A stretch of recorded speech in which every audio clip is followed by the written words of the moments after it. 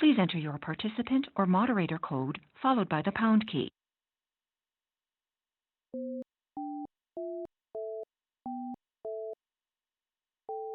Please say your name followed by the pound key.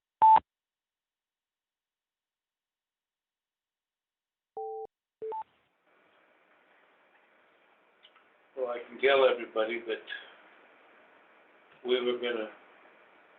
had our names on the letter that went from Washington.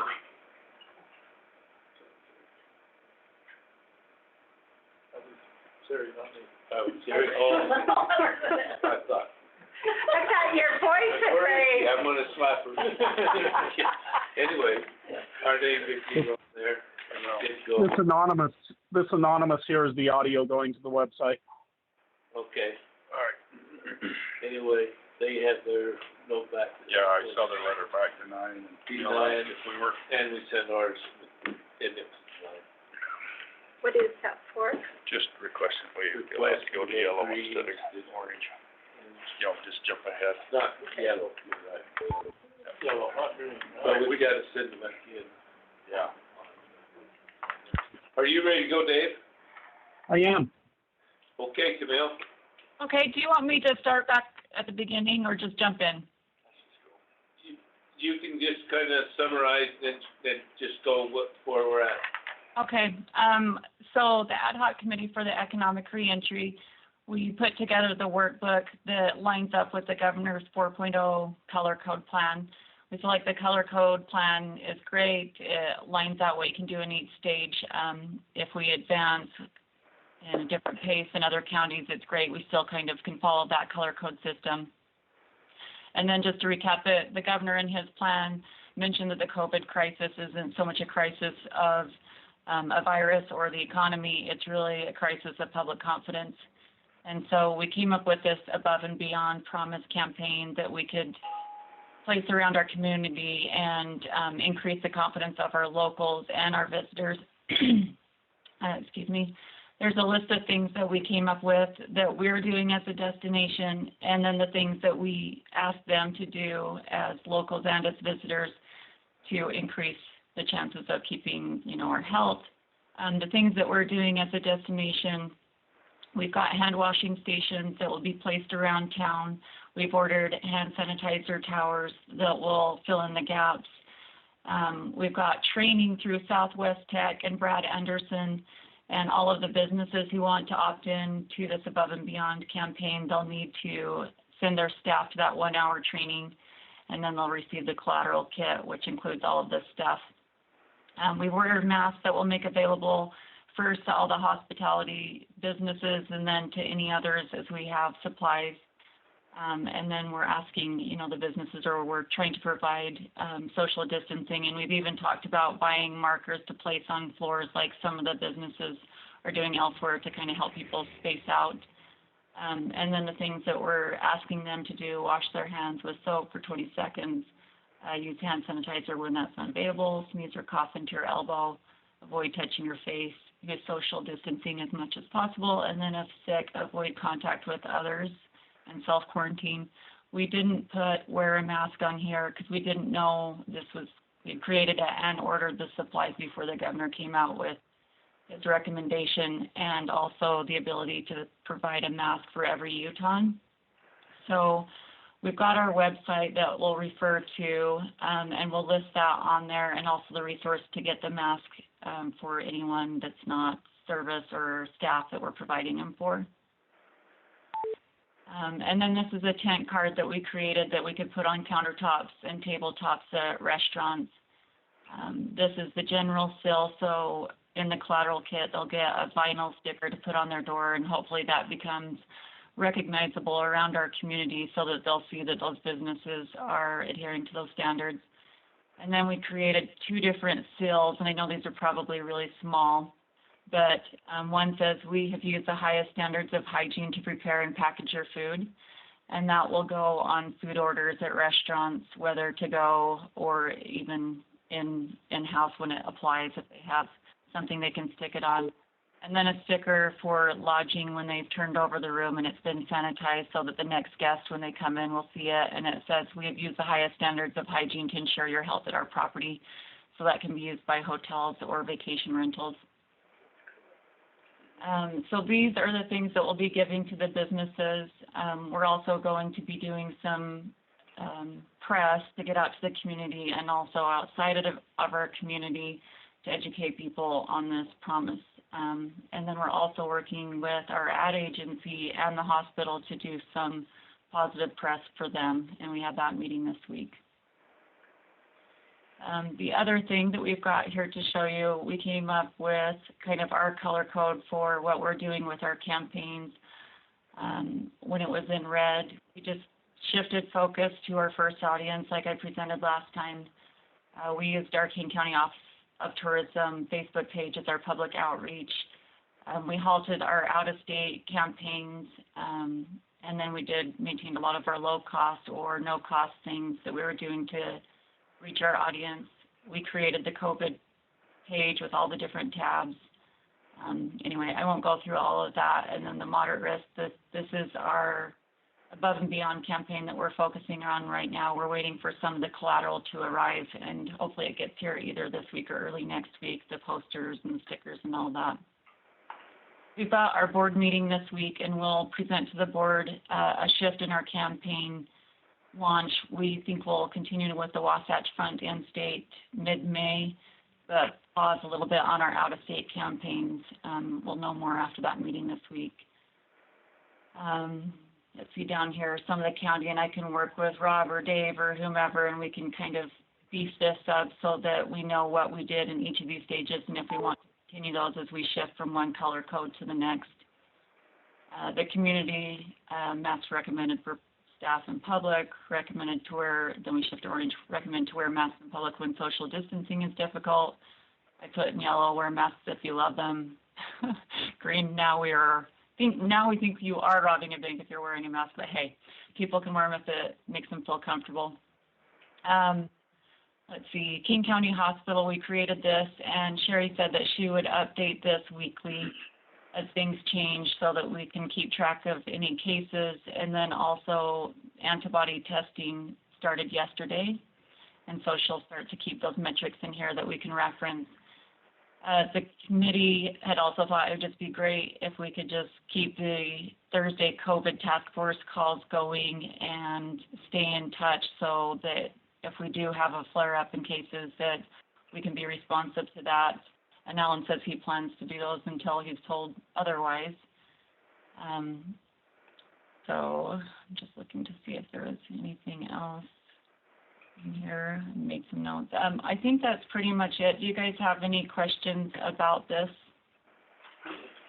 I think, Camille, this is my comment. I think the group's done a really good job, and you know, we talked about the idea of this concept here kind of evolved into above and beyond, but basically to try to instill confidence in visitors that may, you know, that eventually will come, that you're going to get the best possible protection in Kane County, and, you know, where other places are just trying to force business open and get as many people through the door as they can. We want to be sure that it's done safely, and hopefully that leads to a greater confidence. So, you know, as part of the marketing stuff, I think they've done a great job in you know, what we asked them to do, and so got a plan. Great job. Awesome. I appreciate it. I was going to mention, too, I was going to try and reach Dr. Blodgett because I saw the letter from Washington County, or that Washington County received from the governor's office, but I don't know if you saw that the wording was interesting because it said, you know, thanks Washington Iron Kane for your letter, and we've denied Washington and Iron from advancing. So I didn't know if they had the letter approved you guys advancing to yellow or not. No, we received a letter that said they denied us first. Oh, okay. That was the one that you read. Our names, I made the mistake, well, I didn't make the mistake. They sent us the wrong letter. And our names were on the letter that they did send to the governor too. Oh, okay. We were just referred to in both. One was just denying us. was almost the exact same language, as they gave Washington and Iron, so. Okay, that's good to know. I was hoping I wasn't saying anything that was out of sync with what the governor was saying, so, One thing we need to do is we need to send that letter right back by the 15th. yeah. Yeah, that's a great idea. The interesting thing too is that Dr. Blodgett is in support of the Southwest region advancing to yellow, but, you know, I realize there's politics and whatnot, so, I'll just try and stay on top of that, and I can update anything on here as things change. If we come up with a 5.0 or a 6.0, I'll just keep this workbook updated, unless you guys tell me otherwise. So I'll send you the link so that you have this workbook and can reference it and share it far and wide. I don't care who has it. There's nothing confidential or secret in here. All right, did you see the last posting of Dr. Blodgett's? I didn't. Is it on his site or an email? It's an email, said we had a big weekend, 6 cases in one family. These cases are mild. There is a sad note. We have reported the 3rd death tomorrow. They will report the 3rd death tomorrow. This patient has many,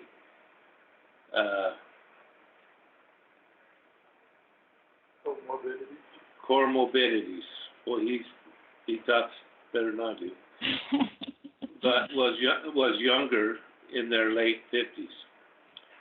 So that brings our residents to 117, 9 new cases in, no, let's see, 9 in Washington County, and I thought there was,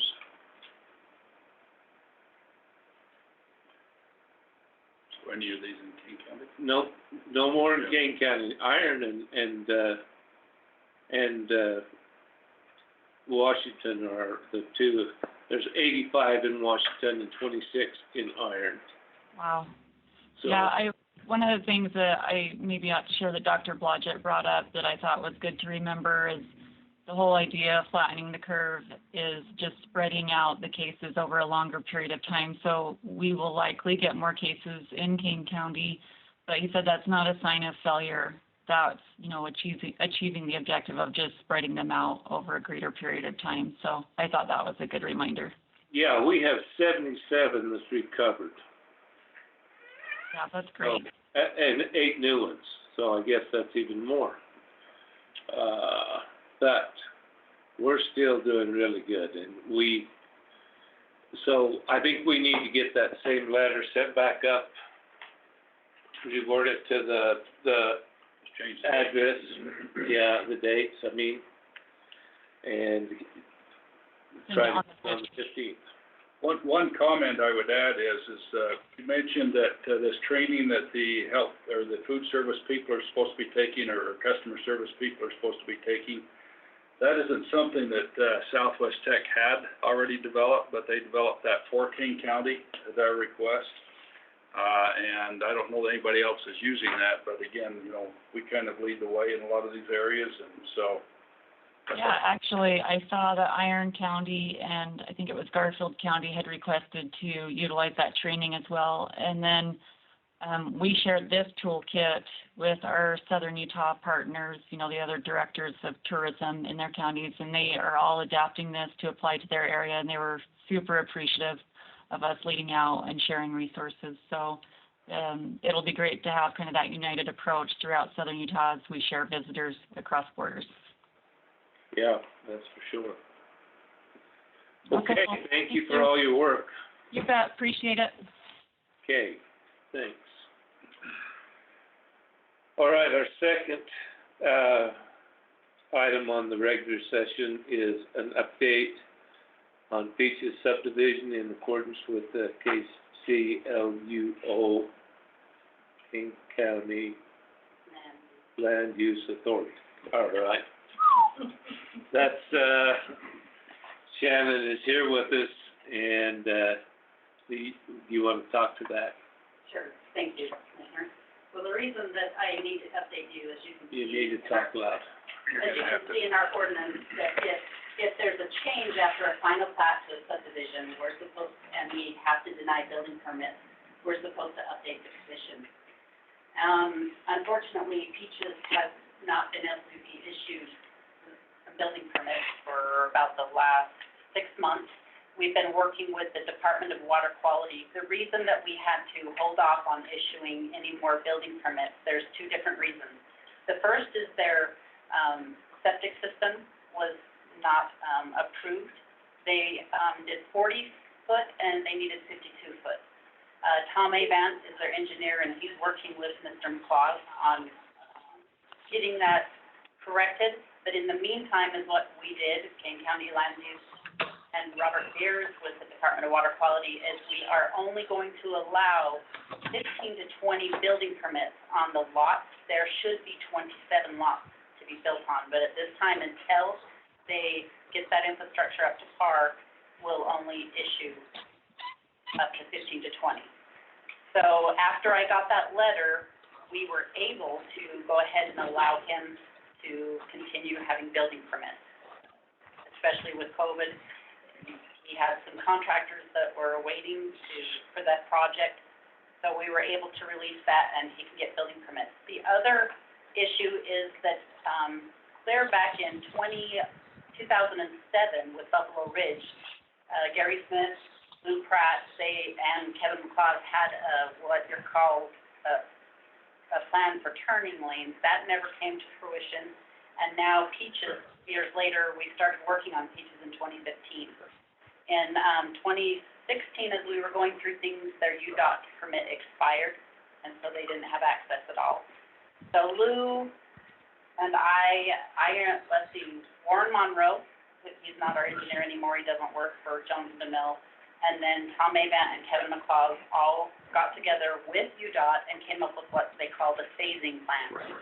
So this phasing plan, we allowed, and this comes from UDOT, we just kind of assisted with their plan, is they would be able to build out on so many lots, but when they got to a certain amount, they would have to do additional phasing plans. This was to make it to where Mr. McClaw wouldn't have to do the turn lanes right up front. So that document was signed in 2017 by Mr. McClaw, and then in 2018 by our Commissioner Dirk Clayton at the time, and then UDOT. So all 3 of those individuals signed that phasing plan. So I'm going to have Lou go over the phasing plan so you can kind of see why the original we have phasing concerns. plan. We get lights on. Thanks, Tammy. So the second step, now Mr. Clayton is Kevin McClaw's consultant and working on this. He actually has contacted Lou and I multiple times and UDOT and wanted to change this phasing plan. We're not sure if we have the complete authority. We've been emailing back and forth, and this is why we wanted to bring this to the commissioners to make sure you're on board with Kevin McClaw's and Dirk Clayton's phasing plan changing. UDOT has gone and inspected it, and they actually gave him I don't know what they call it, like a red tag for trespassing and not doing the phasing plan. They took some fencing down, so UDOT has actually issued, I'll call it a red tag, because that's what we use, for the phasing plan. Lou and I went out and looked at some of the upgrades that Kevin McClaw did. It's not up to the 28 feet minimum so far.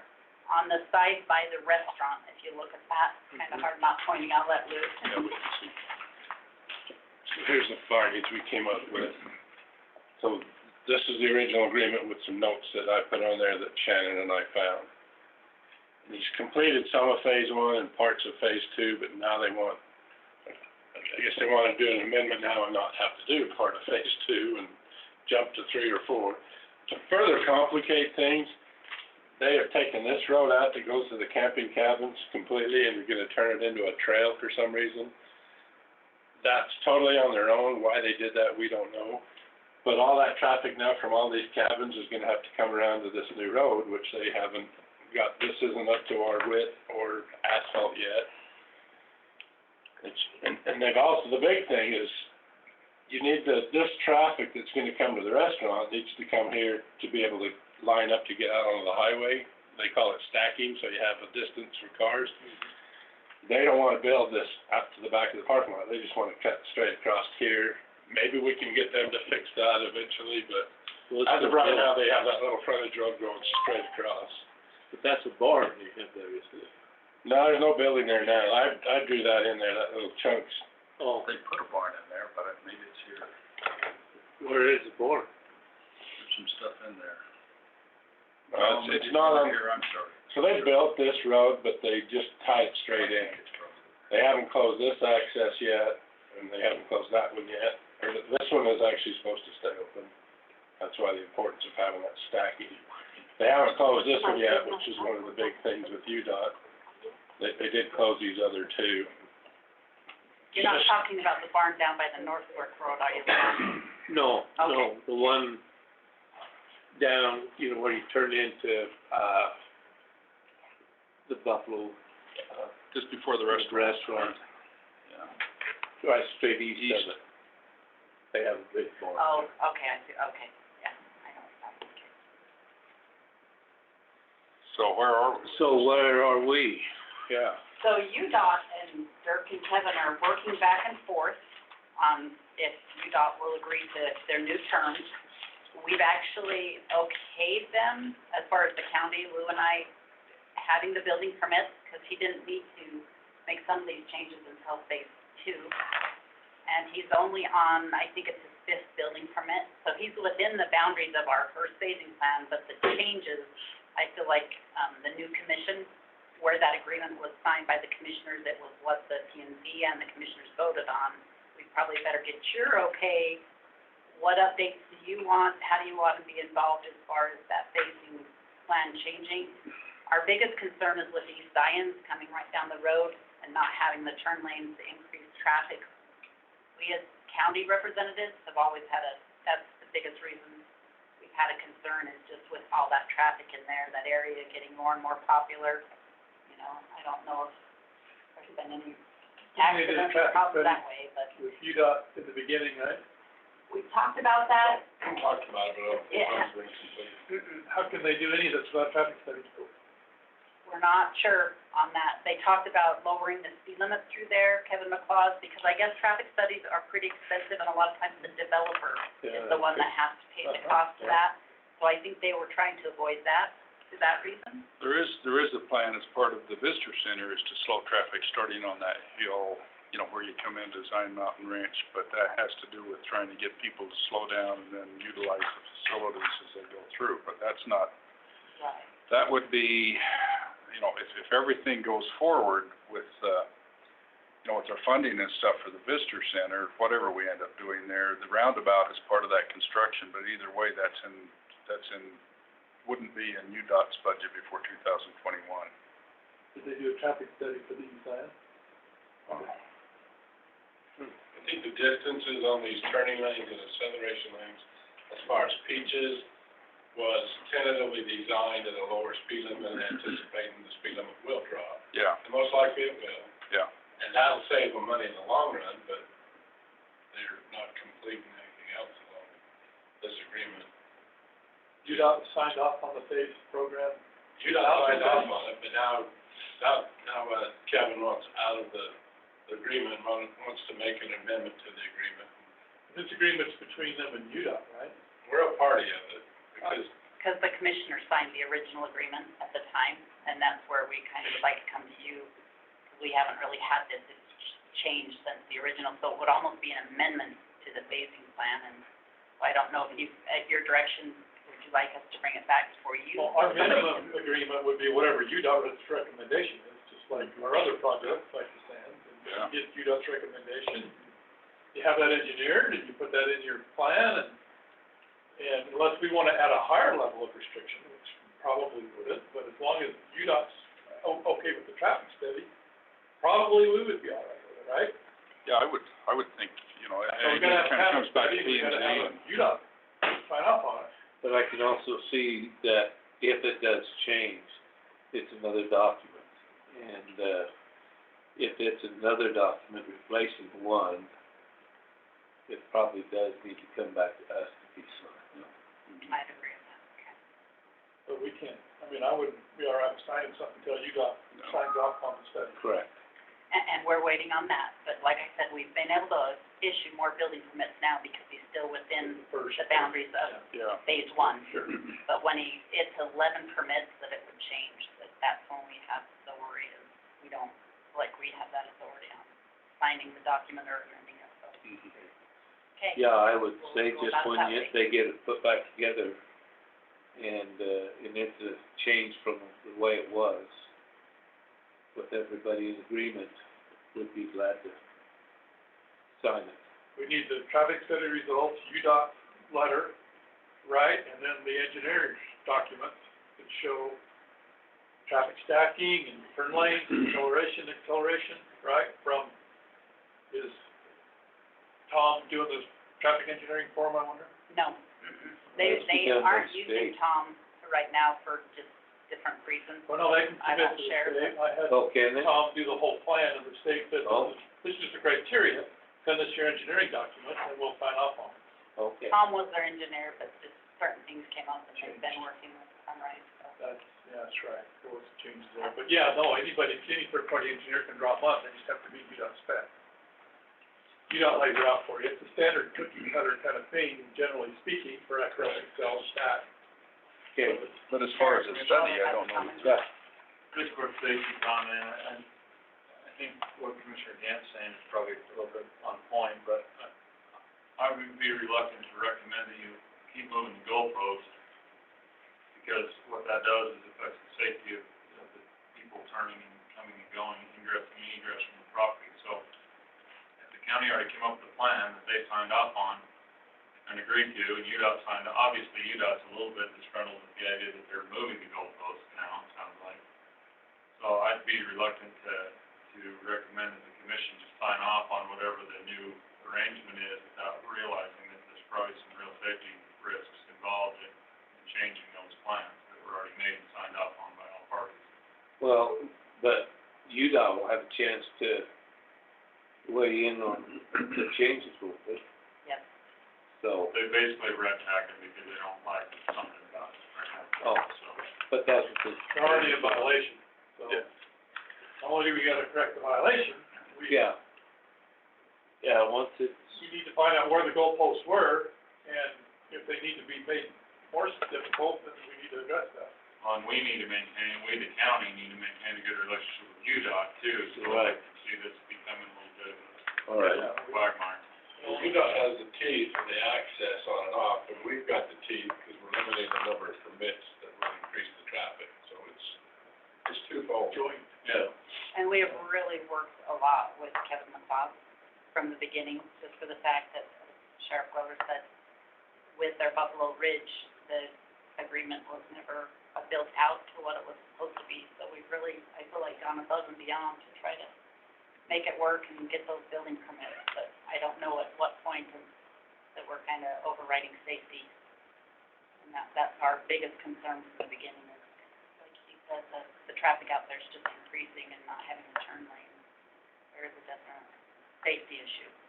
That's why we've kind of held our stance on that. Sounds good. Well, satisfy DOT, it will be good. Okay, sounds good. And we kept ordinance by updating you guys. So All thank right. you for your time, I You appreciate that. bet, thank you. Thank you, Sheriff.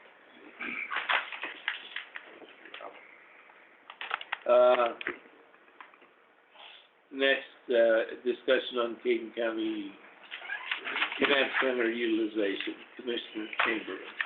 So, this kind of, I intend to just kind of be a discussion on where we're at as far as opening things up a little bit. We had a request come through, we had a contract for the gymnastics class to,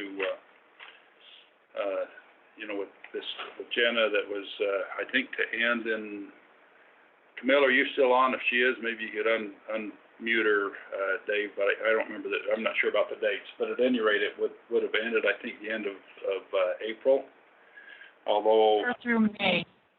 Oh, okay, through May. Yeah, and she's wanting to extend into June since she hasn't been able to use it.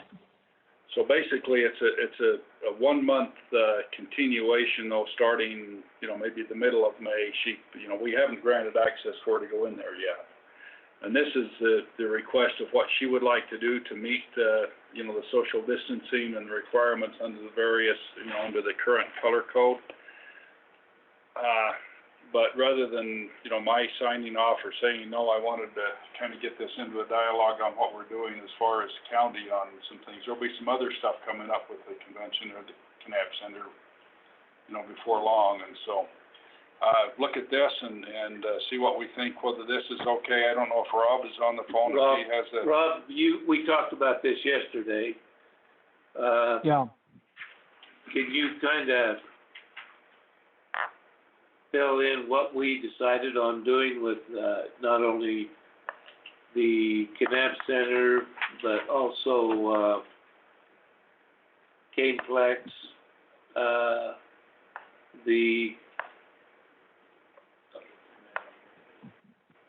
Yeah, I can update you on the discussion yesterday in the Safety Council, Safety Committee. So, we made some recommendations to Commissioner Smith, and I'm working on updating an executive order to get that into place. Essentially, what we recommended and what Commissioner Smith is going to implement is that the courthouse and the annex building, you know, the Office of Tourism, we won't make any changes. We'll just continue until June 1st, the current operations. So the by appointment only and, you know, the walk-up window at the Office of Tourism. And then in relation to the search and rescue building, which is now the emergency management building, and the North Event Center, those two facilities can be the meeting spaces in those facilities, so not the gym in the North Event Center, but the meeting spaces can be used for governmental entities that, as long as they can still comply with the social distancing guidelines, you know, so meetings still would have to be under 20 people and sitting 6 feet apart, using face masks or face coverings if that's can't be accomplished. And then the Caneplex and the Canab Center will be open for the organized events. The phased color guidelines have it as events, cultural arts, entertainment, including sporting events, concerts, rodeos, convention centers, theaters, museums, zoos, etc.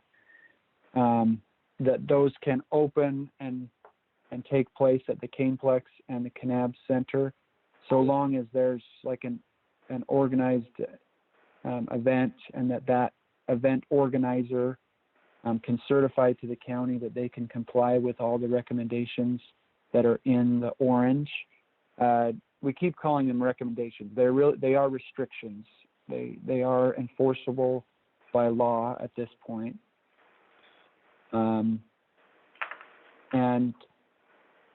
But we're not recommending that the gym at the Canab Center be opened.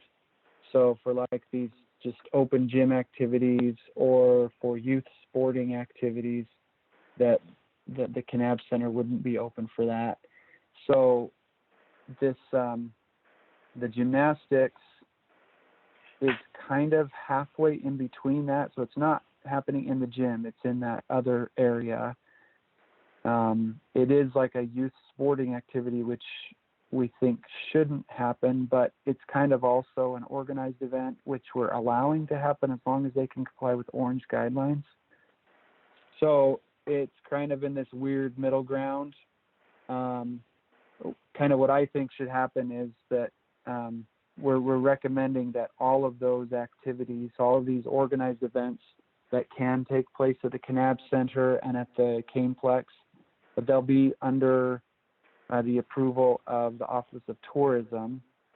So the Office of Tourism will review their plans, review their certifications, ensure that they are in compliance with the orange restrictions, and then allow them to proceed.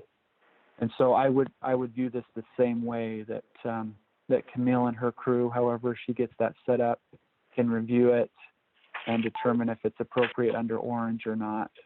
And, you know, certainly if you need legal assistance, I can certainly help out with that as well. But that's where we're at. Is there a timeline to that? Would that be effective immediately, Rob?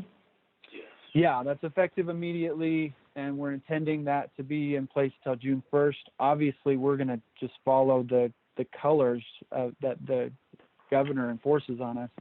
Right. You know, he indicated in his last press conference that he would consider requests to move to yellow at a quicker pace. You know, we, as Commissioner Smith mentioned, we made our request immediately, and that was denied. I think that Dr. Blodgett should make another request, you know, here after we've, maybe in a week after we've been under the orange for a week. But obviously we're required to follow whatever color guidelines, restrictions that the governor puts on for our county. Right. Perfect. And we can help with that too at the Kanab Center and even at GameFlex, just, you know, with the resources we have to make sure that they're following the guidelines. Just a quick point I wanted to make, that gymnastics program is a private lease, right? I think you might have mentioned that, Commissioner Chamberlain, on front. So we've decided not to renew, so this is just her asking for an extension on her previous lease, and then we're not gonna renew it after that, is that right? That's correct. So this would be a 30-day period, and then there's no renewal of the lease.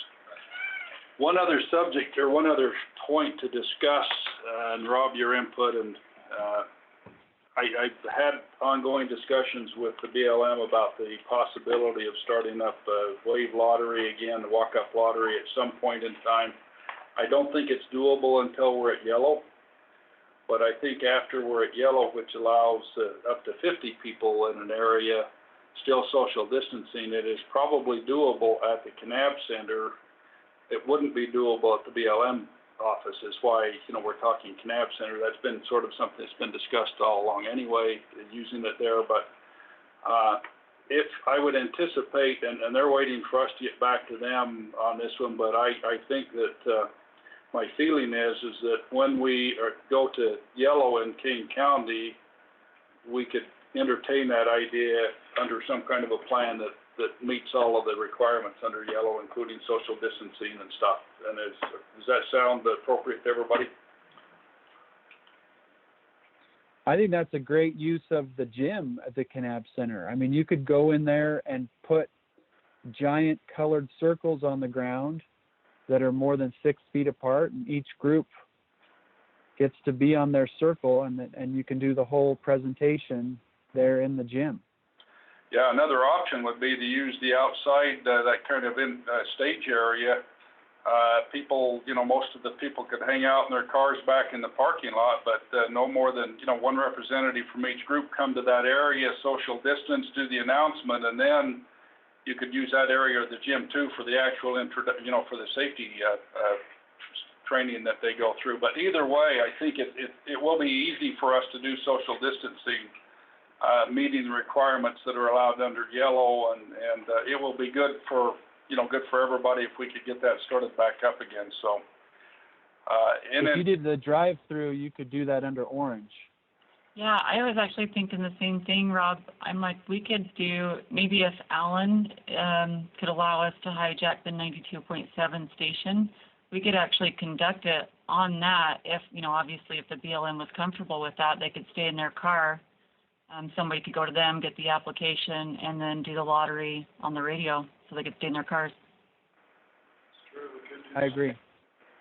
All right, that's an interesting idea. I will talk to them today and get them try to fire up on this thing.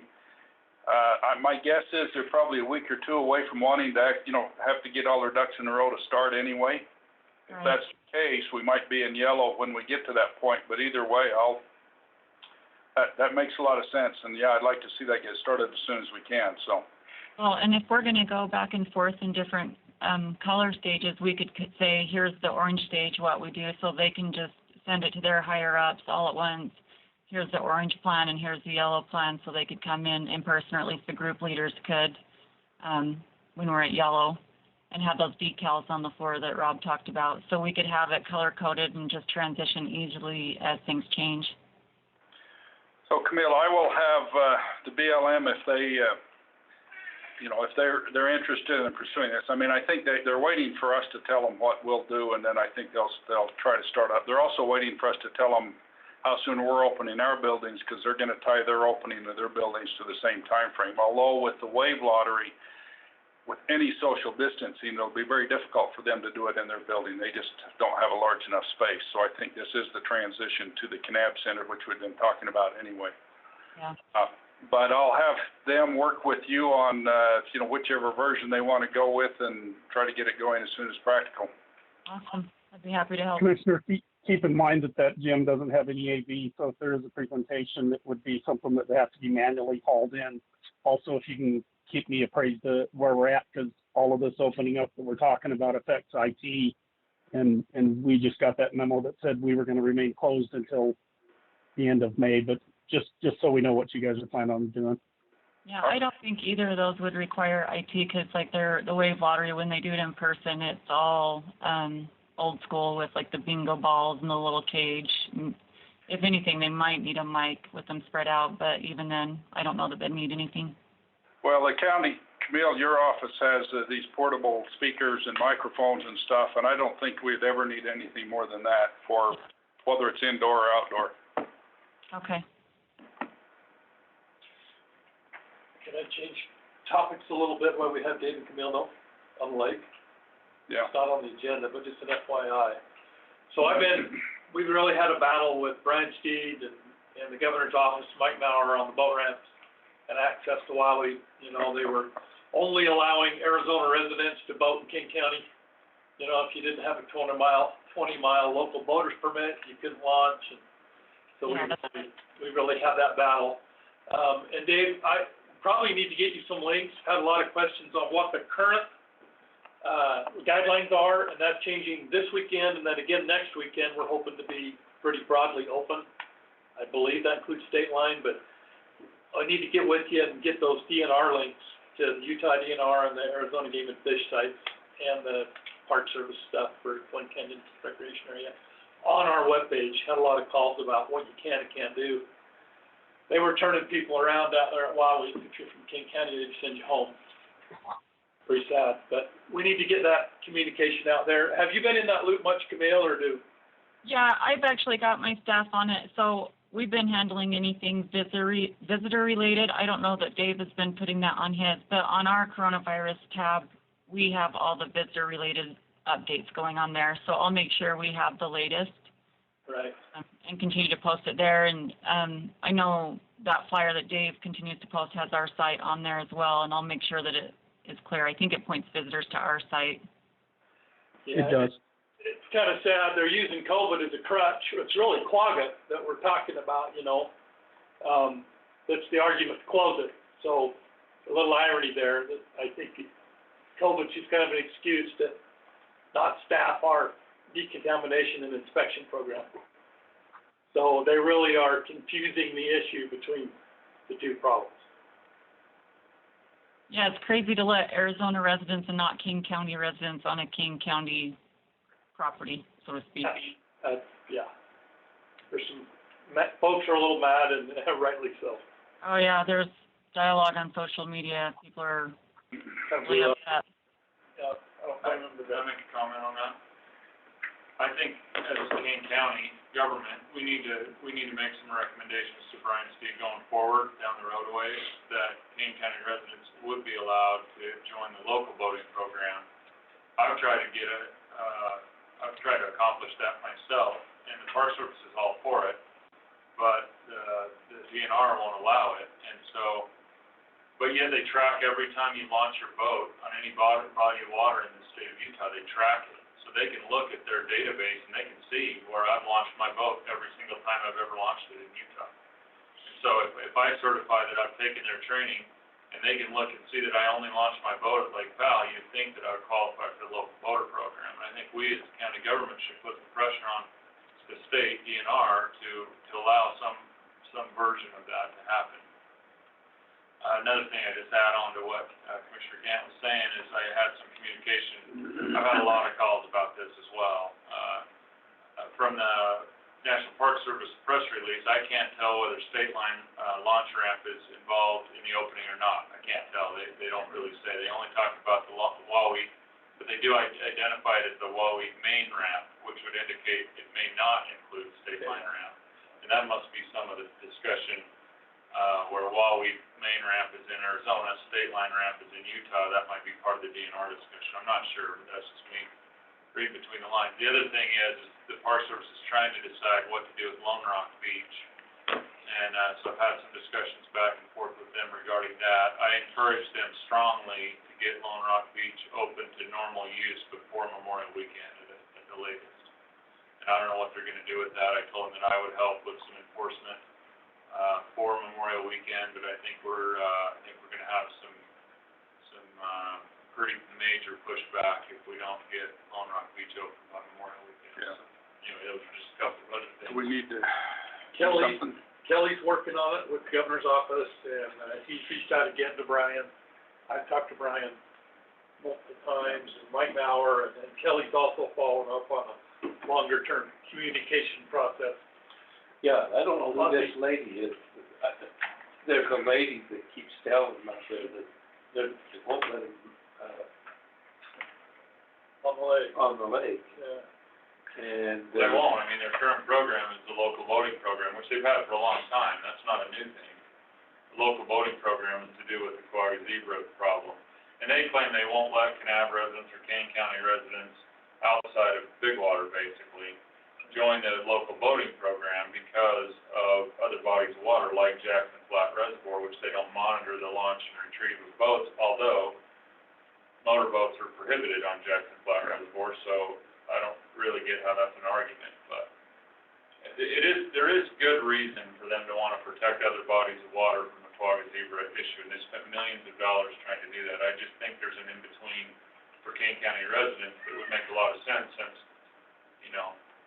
a third or more, more than a third of the lake is in Kane County. Yeah. Do we need to do something as a commission? I mean, would it help if we do something as a commission? We might want to write a letter, yeah, for sure. That's a good idea, and that thought crossed my mind that we need to send to the governor's office and to the DNR, Brian Steed, Yeah. that strongly recommends that Kane County be included in Kane County voting regulations. Yeah. So far, we have not been in communication, and I found out on social media that this was even an issue. Yeah. So, didn't know anything about it, or we would have protested early on. Yeah. And then we looked stupid because we didn't have any of the facts. Yeah. And they muddy the water. Brian talks about a Utah local boating program. I can't find anything about any, so why aren't they in the Utah program? Nobody can find a Utah local boating program that I've seen. So, Well, I know there's a lot of, big water, boats, and boats that are housed in big water, stored in big water that are a part of the local boating program. I don't know Utah or Arizona, but it's part of the local boating program. But then as soon as you get 20 miles from the launch ramp, you're out. you're out. Yeah. So, Yeah. The website, shows that Utah people can apply to the Arizona program, to the Arizona local boater, but you have to be within 20 miles. Which can be, look at South Canal, other than Big Water. Yeah. Where it's happened, yeah.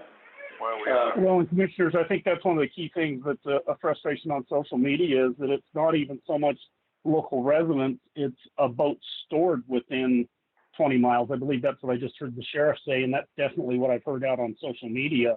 So you could be from Salt Lake or Spokane, and if your boat's stored in Big Water, then you can come get your boat and go on the lake, but somebody who lives in Kanab can't. People just have to sign a document of some sort that says, my boat goes between Kanab and Lake Powell.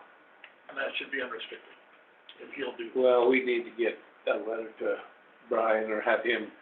Rob, would you wanna help us with language on something like that? Sure. I also think it might be helpful. The original order that closed the lake suggested that they would open it based on recommendations of local health officers. I know that that's not the current issue, but it might be helpful to get a letter from Dr. Blodgett as well, that we can reference to. Okay.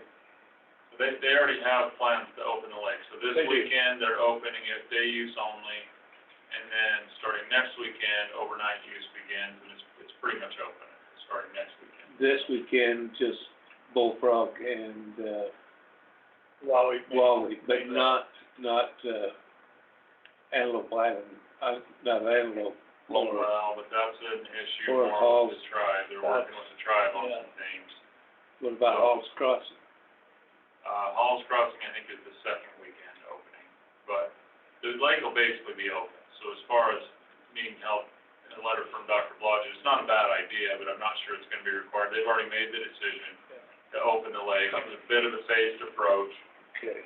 And I kinda get the impression they're only gonna open certain launch ramps because of this issue with the DNR being able to man the launch ramps for their inspection. Plaza.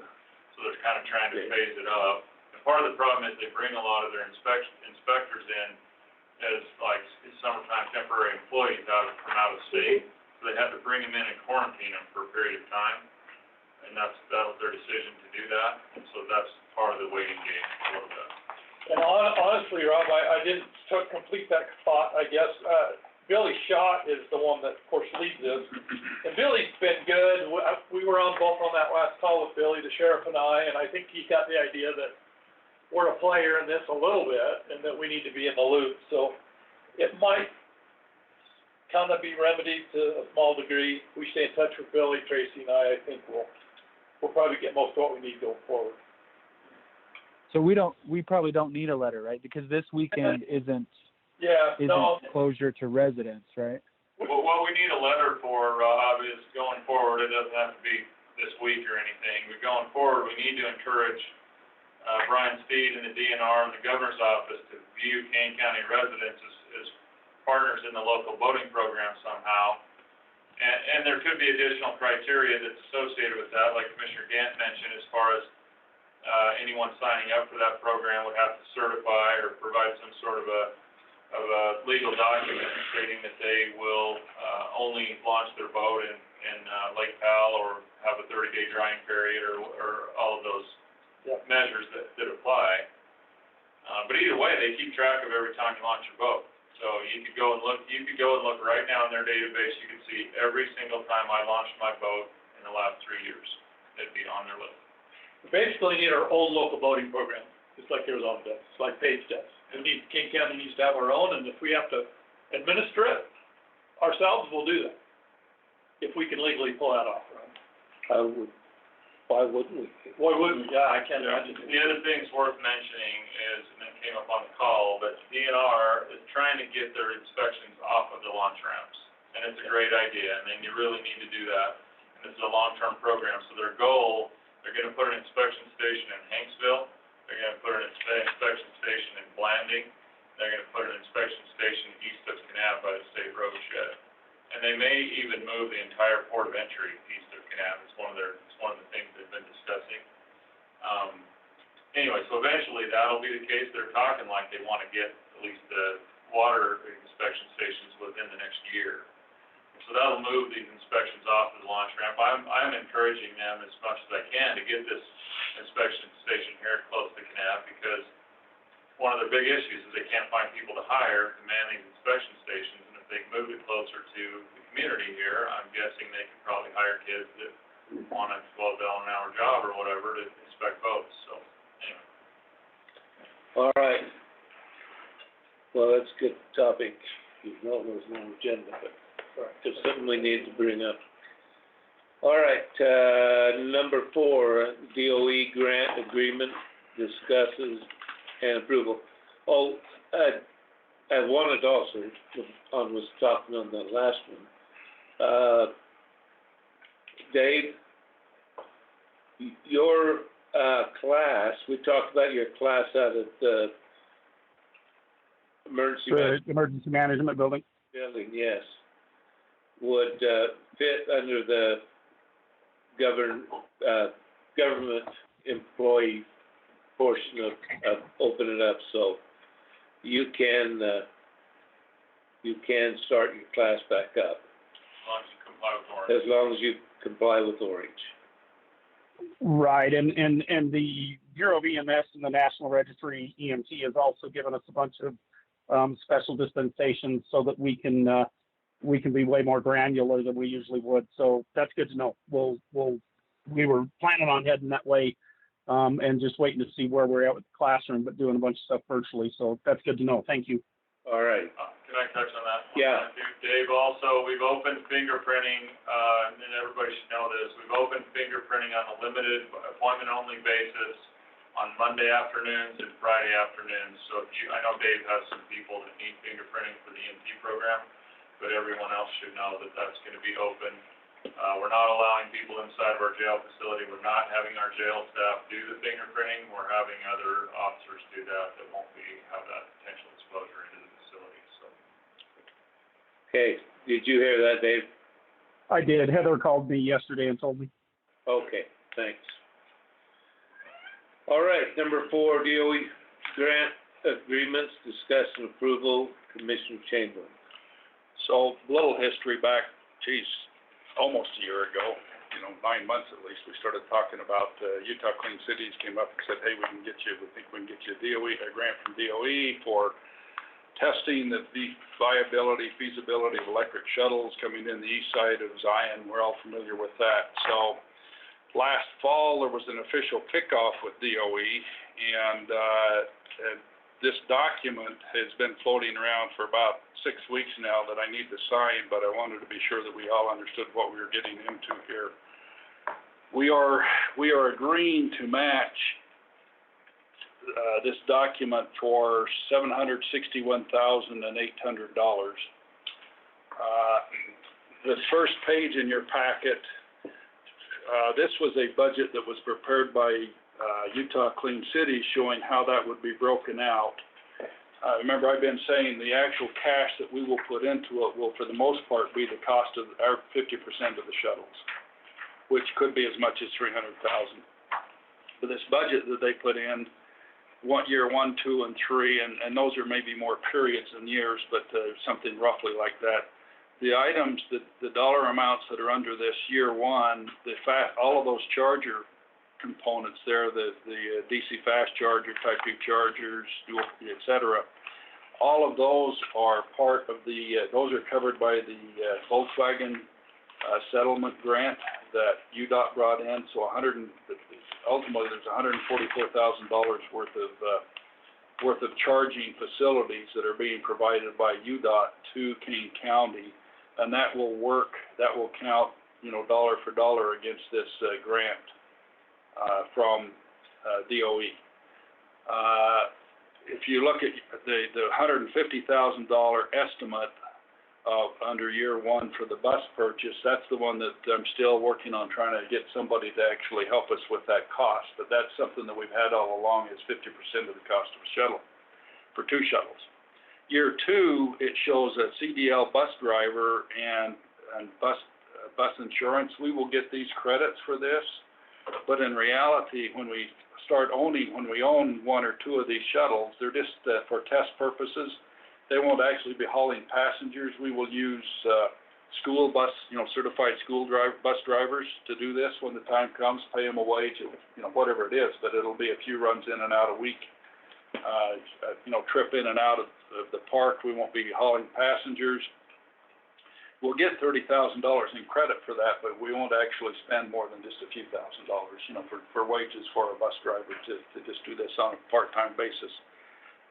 We will get credit for $18,840 worth of insurance, but it'll be 2 new vehicles to the county's insurance policy, vehicle insurance policy. It won't cost, I don't think you'll see a blip on the, on the insurance policy for that because we're basically self-insured. But what this does is show that, effectively we're still on the hook for up to $300,000 for the purchase of the buses. The other monies will be covered in other, from other sources. Now, when we get to the item number 6, we're going to be talking about a grant. We actually will pick up another $170,000 worth of matching money that's from the state. We can use state grant money to match the federal grant. And the money that's coming from UDOT for the Volkswagen isn't even, state money, so we're gonna use, so I'll explain when we get to that item, we're gonna use that $144,000 of Volkswagen settlement money that's coming through UDOT to match the state grant. So there's a lot of things going on, but, we're not gonna actually have to put up much money for it. You know, very little, and we'll talk about that number 6 when we get to that. But this one, I wanted you to be aware of this. It's still the same numbers that we're talking about, but I need to get this document, this, actual agreement signed and back to DOE. You know, that we're committing to matching that $761,000, but in reality, I'm hoping we don't spend much of the $300,000 that we're gonna have to actually put. There was a few dollars that we're spending. For example, we'll talk about this under the Utah Clean Cities, item number 5. I remember we talked about bringing a consultant on to help with some of this stuff and designing the charging and stuff like that. That is being contracted through Utah Clean Cities. And so we're paying some money there, which counts as a dollar for dollar match against the DOE grant. But I'll explain that one when we get to it. There is some money that we'll spend, but it's part of the consulting money that we were talking about that, you know, John and I have talked about in that $95,000 that we have in that line item for East Zion for transportation. Anyway. We do have a line item, 95,000. Yeah, we've got two things there. Last year, we put a brand new fund on the federal account called 209, brand new fund, Department of Energy, East Zion Fund. Yeah. We put 100,000 cash in the budget line of 100,000. We spent 5,000 back in November for the Clean City folks. That was for the application for that DOE grant. And we've got a budget this year, we haven't put money in there, but the budget includes putting another 200,000 in there if we need it, another 200,000. Which, yeah, hopefully we don't, but the 95 is there, and we will be spending a little bit of that as we go forward out of that, but it's already in the budget, and it's actually last year's, you know, it's not new monies, it's last year's money. Okay, it's carried over. So, with approval of the commission, I will go ahead and sign this DOE grant and get that back to them, because we're under some pressure. They're getting a little bit antsy that we haven't ever signed off on. Why? And it's because we're having trouble finding, making sure we're gonna have, what we're gonna come up with. Yeah. The matching 750,000. Well, it's the matching 300, it's really the issue there. We'll spend a little bit, but it's up to 300 for the shuttle buses. Now, at the end of the day, we'll agree to purchase up to 2 shuttles that will be tested, you know, running in and out of the canyon enough to determine whether they can handle capacity, and do they handle it in the summer, and do they handle it in the winter when you have to have heat, and, you know, it's just, can they handle it with the charging, can electrics handle it? But the end of this 3-year or this 3-period grant, those shuttles are ours. We will have bought them at half price, and then they belong to King County. So however much money we put up, and hopefully it doesn't really require any money from the county, we can find other sources for it. Still, we're getting 2 brand new shuttles, vehicles that'll be usable. They'll be similar to what Craig uses for his. They'll be a little bit bigger than that, but be useful there or other places. So I mean, it's not like it's not money down the drain. We'll end up with 2 new shuttles out of this deal. So anyway, we probably do need to take some action. Would authorize me to sign that, or? Yeah. Commissioner Smith, can I clarify something for you? Yeah, I was just gonna ask you. So what Commissioner Chamberlain is requesting that you authorize, on the document, it does say that the county's portion would be this $761,000, and it's essentially 100% match. Yeah. It's not exactly that way, because they're only offering $670,000. So there is a portion that we would have to cover that isn't matched, but it does allow for any other non-federal source of money to contribute to that. So as Commissioner Chamberlain is pursuing these other grants, they do have the ability to count towards our match. And signing this agreement allows the grant to go forward. It doesn't actually obligate us to spend the money. So it's when those portions of the project come up to move forward, that's when we say, okay, we're at this point, we've got these funds set aside, we can spend that, and then the grant is obligated to pay that match for it as well. So you're not necessarily obligating the county today to spend the $761,000. It's just you're saying that you will in order to get the match. Yeah. So if at any point this project doesn't go forward, we can pull out. Yeah, thanks, Rob. It's very helpful. All right, well, I'll entertain a motion to enter into this contract then. And you can make that. I'll make that motion. I move that we approve the approval of the assistance agreement with the Department of Energy in the amount of, or for this grant for $670,000 from the Department of Energy. Any discussion? I think it'll give us enough time to get our Yeah. feet under us again and see if we can afford it later. The first expenditure is gonna be the bus, the first one, and we got, before we do that, we'll know where the money's coming from. Yeah. I mean, If we can't match with some more grant money, with the current economic environment, we might not have any general funds to participate. Right. Sounds like All right. we're covered on that note, so, All in favor? aye. Aye. Aye. Okay, so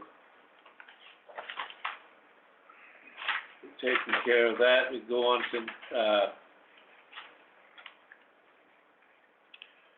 we have a balance due and invoicing for $10,000. Yeah, let me explain. So that's item number 5. Is that number 5? Yeah, Yeah. we're on item number 5. All right, we're at item number 5 now, and So with this Utah Clean Cities and the grant process, and I think some things are kind of developing as they go, but it turns out that they expect for us to be a participant in this process, they expect for us to be a member of Utah Clean Cities, which is the $10,000 dues. However, they use that money, there's several things going on at once. The next one we're gonna talk about is this grant from DEQ, Department of Environmental Quality.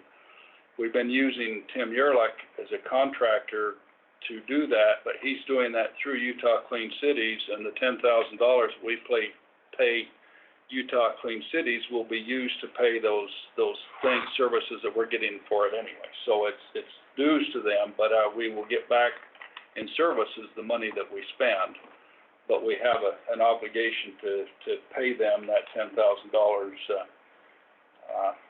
And I can't say that dollar for dollar we'll get all 10,000, but I've got an $1,800 invoice here. We'll get copies of them, but an $1,800 invoice for Tim for the work he did on, part of the work that he did on this next grant that will be paid by Utah Clean Cities out of this $10,000 that we will pay them. So this authorization to join Utah Clean Cities or be a partner with Utah Clean Cities in the amount of $10,000. and we have that 10,000. That'll come out of the same, that 95,000. All right, I'll entertain a motion. Want me to make that over? Sure. It don't matter, we switching. Yeah. I'll move, we join Utah Clean Cities for the amount of 10,000. Is that annual? Is that an annual membership? It is, but we'll do this as long as we need to through this process, and then we don't need to do it anymore. So, clear on it, this is an annual dues. Okay, so ongoing money. Yeah, we'll probably reserve a fund balance in that Fund 209 for this annual due. Yeah, and like I say, as soon as we're done with this grant, then we don't, then we're through participating there, and we won't be doing that, but. Okay, now, call for a vote, all in favor? Aye. Aye. Aye. So that passes unanimously. So, Item number 6 is Mr. Chamberlain again, DEQ. so, Dave, can you look at the people we have on? Tim Yerlich should have joined the phone call. And if so, can you unmute him? I don't know what his number is. Hang on, I can tell you his number.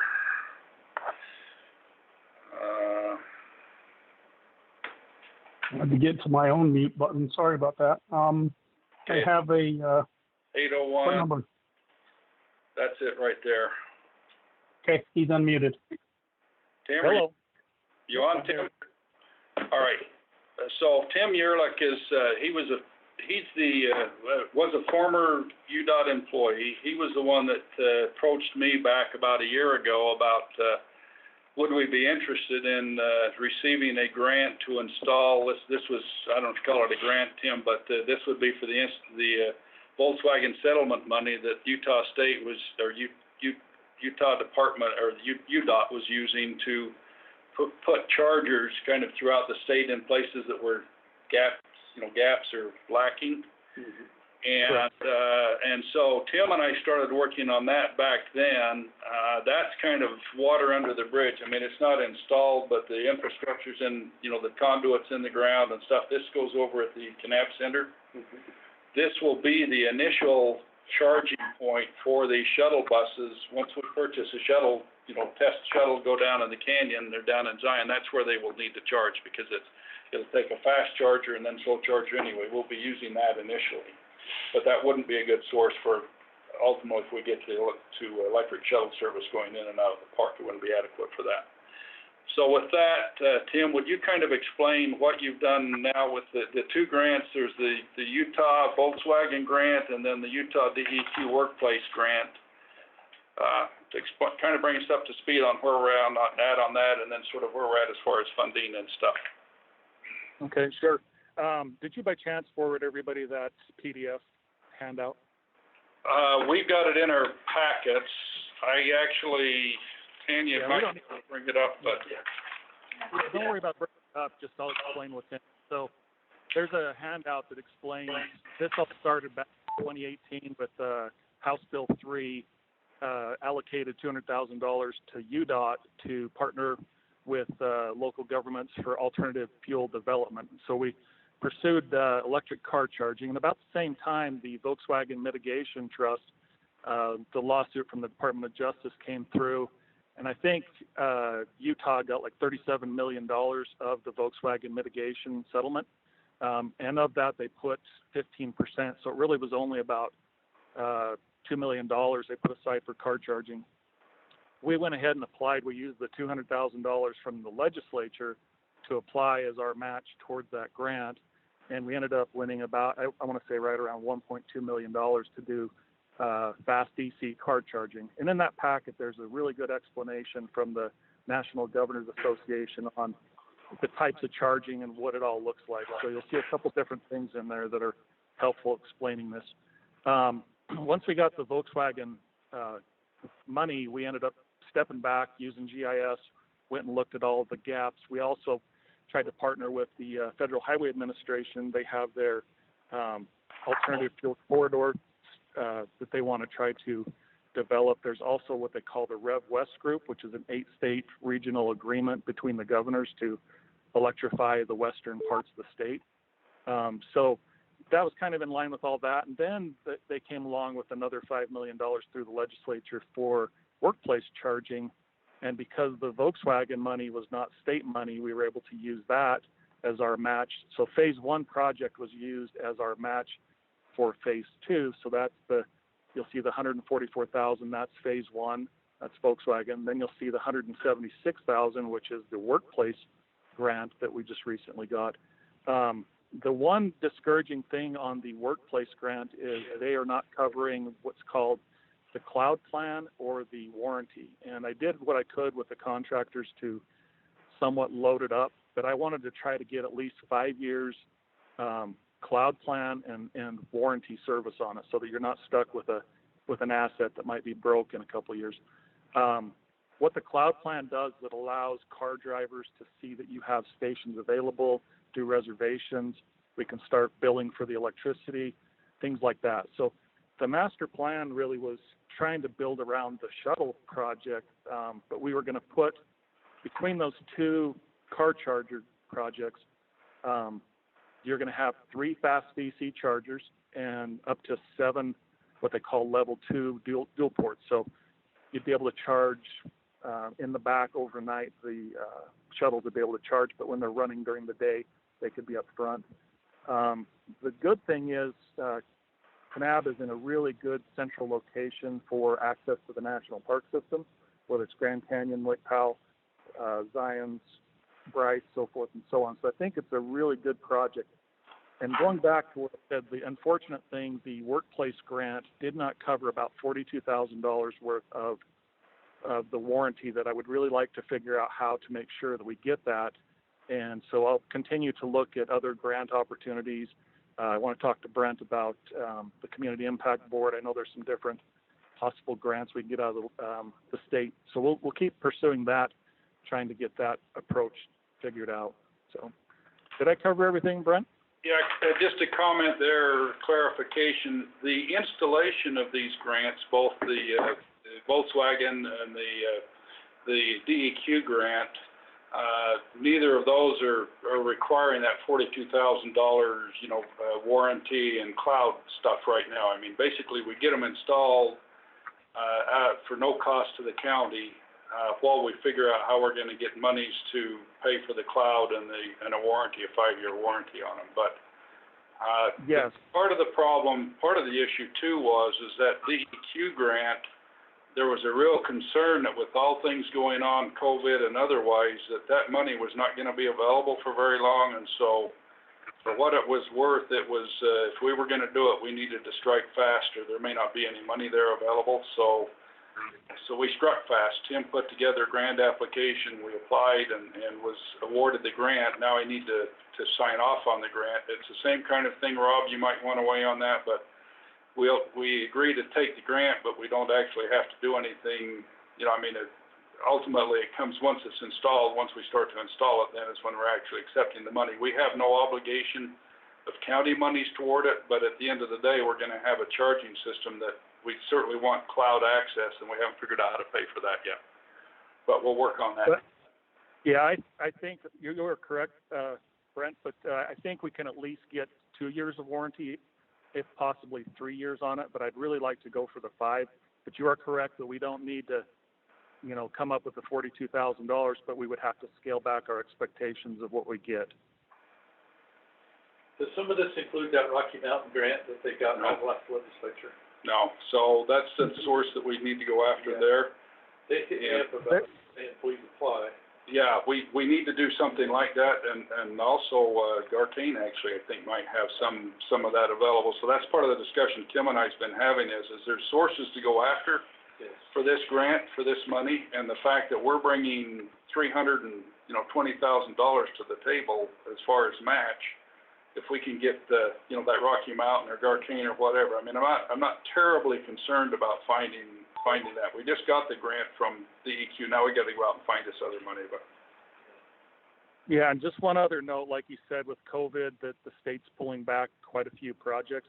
One of the ones that they actually appropriated $2 million to UDOT to work with Eureka, which is the Utah Rural Electric Energy Producers. It's not UAMPS, it's called Eureka, but I'm not sure if Kane Energy falls in that. But hopefully that's another bucket of money that if they don't pull it back, that we can go say, hey, we really want to do this, add to this project. And the good thing is the person over that bucket of money is also very aware he's still involved in the VW project. So there's many avenues, but like Brent said, we don't necessarily have to pay the money.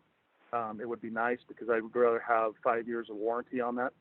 The other good thing that we did is on the Volkswagen project, we convinced DEQ and VW to put a bucket of about $100,000 into an account that we can get reimbursed for the electrical usage for the first 2 years, because there's not enough people using them initially, but hopefully in 2, 3, 4 years we're going to see a lot more use. Service charge, but we get reimbursement for that. Do we know what the cost is going to be, or anywhere close from to attach for Kane? That's included. That's included in the grants. I can't remember. Tim, you know the breakout of what it was gonna cost for the, transformers and stuff like that, but that's included in the money. Yeah, that's all included. It was like 24,000 for a new transformer, but we've got to do the trenching. So, yeah, it's bringing a new high voltage transformer, and then the second phase of the project, stepping it down even further to do the lower level charging. So, it's all inclusive. So in reality, we get all of this, we don't put a penny into it other than that 42, which we need to go and find. But that's not up front. Correct, but the good thing is this project will definitely offset what your requirement for the federal grant for the shuttles would be. So, it'd be nice to figure out how to keep adding to this if we can, but. Yeah, the only downside is I think that as I understand this, DOE grant is, I can't use in kind when it comes to purchasing the shuttles itself. We have to put up half of the cost purchase of the shuttles. I think we'll easily match everything else, more than match everything else that's required. But it's still scrambling to find the money for the shuttle purchase itself. We know what that is, ballpark that is. That's that $300,000 that we're talking, that we're still looking for sources. And it's possible that we'll get away with just one shuttle purchase too, so it might be 150, and still we'll try to get that matched, but.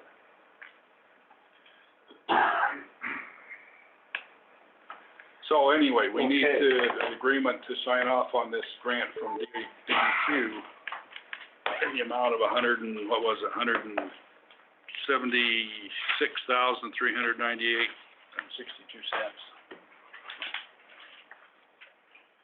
Okay, I'll entertain a motion. Okay, I move that we approve the Department of Utah Department of Environmental Quality grant, the workplace grant in the amount of $176,398.62. Do you see any problem with that, Rob? No, the discussion today is consistent with my legal review of the project. All right. Any more discussion? All in favor? Aye. Aye. Tim, thanks for your help on this. You bet, buddy. All right, thank you. You will get these all signed and, Yeah. get a copy back to the clerk. Yeah, I've got to get the originals and get them signed Get and them all stuff, but I'll signed. get them all taken care of. And, But, really, we're parlaying a lot of money coming into the community here without putting much out. yeah. And it's not a bad thing, from a tourism standpoint, as things continue to go that way, more people driving electrics, having the ability to come here and charge, or up at our visitor center and charge is a real attraction for these parks as opposed to, so it's a good thing for the development community. Okay, next, is, discussion on Bull Valley Bridge, Bull Valley Gorge Bridge. Lou, can you just give us a quick update? Yes, it's being advertised right now. We'll be opening the bid for the construction of the footing and the installation of the bridge next commission meeting. And the bridge is being constructed right now, has a delivery date we asked for in July, thinking we'd be on board with the contractor. We didn't want the bridge sitting out there any longer than it needed to be. Right. There's not a lot of room. But it's on board. We requested to have a final date, I believe it was September 31st, and everything had to be done 100%. The reason for that was there's a lot of cattle operations starts in October, but we had to give the contractors enough time that we felt we were gonna get better bids. The shorter we would have made that deadline, the worse bids we'd have got. Because a lot of contractors have their jobs lined up by now. That's not saying we could get a good contractor that's not busy, that could knock it out sooner. But, so the drop dead date is September 31st, it should be 100% done. If the footings September are, 31st, there's only 30 days. Okay, great. if you get a contractor that can knock it out sooner, could the bridge delivery be sooner? probably, we were arranging to have it just stored in, it's being built by Big Arm Manufacturing in Colorado. So part of that was that once they got it completed, it would sit there for so many days before they shipped it out. Concrete bridge, No, it's a steel structure. steel structure. With a concrete deck poured on it. So they come in 3 sections, both sides and the centerpiece, full length, and then it gets assembled, and then there'll be a deck poured cement across the top of it. This one's only 24 feet wide, which, according with Sean Welch, fits perfectly with all of the legal criteria that we've argued with on Scudapaw, BLM. where the UDOT bridge was gonna be 30 feet. Mm-hmm. This actually probably fit better, and is designed to fit that width and opening. And the footings, the design of the footings from the UDOT bridge to this bridge are similar, they just had to be adjusted for size. It should be a great project. Are we okay with the approach on the ground and, Yeah, we should be fine. all right, sounds good. Well, I've asked them to put this on every commission meeting, so next one will be That's where we'll be opening the bid. opening the bid. Then we'll have a contractor on board, see how much it's gonna cost. The bridge itself, I think, was $88,700 for the bridge. And then the footing and that'll be probably maybe another $80,000 to $100,000. The location is gonna drive the prices up for concrete. Okay, good, appreciate that. Number 9 is apply for bookmobile grant funding, for 2020. John? Very interesting situation when the state agency calls and says that, the We 38,000. probably need to have John step up to the table. We can't hear him on the call. Okay, thank you. Commissioners, you should have a copy of this in your packet. There's a grant application, and there's also the contract. It's not here. I give that to Daniel to put in your packet. Hopefully it was. I've got a copy of both of them right here, if you'd like to. No, we don't have a copy. Isn't that our annual one that we've signed? There's both. There's a copy of the current year contract, right here. Even the current year contract has language in it that says, let's hope things get better, let's hope things turn around, but this one's the 2021 contract, it's around $38,000 a year. If we sign up for the grant, they will send us half of that fee. So then we will pay them the full amount, but half of it would have already been in our cash situation. We would have received half of the grant, half of the cost of the service. So there's really no downside to doing it. They're a little chagrined, I guess you could say, or disappointed that they haven't been able to give us really good services so far, and they're concerned that that may continue maybe in July or August, where we don't get really good services. So because we don't receive the full service, they're gonna reduce the price. And this is a vehicle that hits all, I believe, all rural counties, is that right? Yeah. And then, Yes. so I don't think there's any downside to doing this. We simply pay the $17,000 from our own cash fund, and then we pay the others from their cash that they give us. Which is pretty much what we've done for the last many years. Okay, so, It is on the potential chopping block for the future to catch the bookmobile. We thought it might come this year, but evidently it hasn't. So that's what that reserve money is doing, is waiting until we may have to purchase our own bookmobile for our own county. Do something. So this is good news for another year. so we just need to sign both of these. Yeah, one would be the grant application, that's the big one. Just And then the little one is just a 2-page, just regular contract. They're on a state year, so their year starts July 1st, ends June 30th. And this would be for one of those payments if we get this submitted, deadline to submit is June 1st. And then if we do get that, we'll put that in our cash account, turn around and pay it back to them when we get the second invoice, and it will be basically their cash returning to them. Is that how they're doing it this year? Because usually they just pay it directly to the bookmobile in, 2 payments. yeah. But usually they just cover the first. So are they doing that differently this year? Well, I've never seen a grant before. 3 years I've been here, I've never seen a grant. It's just been 2 invoices here. Well, ours has been half and half of our match of the grant, our match to the grant. It's been a while since they've sent us a grant reapplication.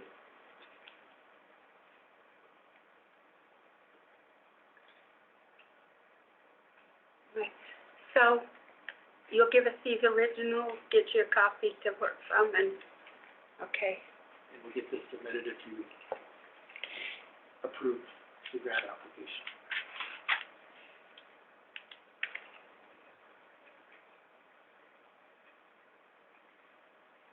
What is the date today? Yes. 5/5? Cinco de Mayo.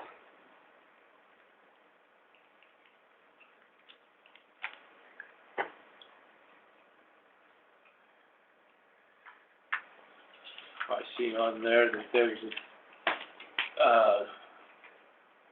Ed Phelps have on Facebook, deal on Cinco de Mayo, and it was a boat was de Mayo, and it had it going down, and I can call them Cinco de Mayo. It's a Cinco, yeah. All right, so we have that taken care of. Very good, thank you. Would you also give me, make me a copy of two of those? Yeah, thank you. Thank you. And I'd like to get a copy of that, what we just signed, these ones we just signed. So if I just had it on. Yeah, and where are those contracts? Who has them? You're working on? Talking about the DEQ Okay. and, Yeah, I'm pulling them up right now. Okay, and we need an original in our office, and if you need to send an original, just do 2 originals.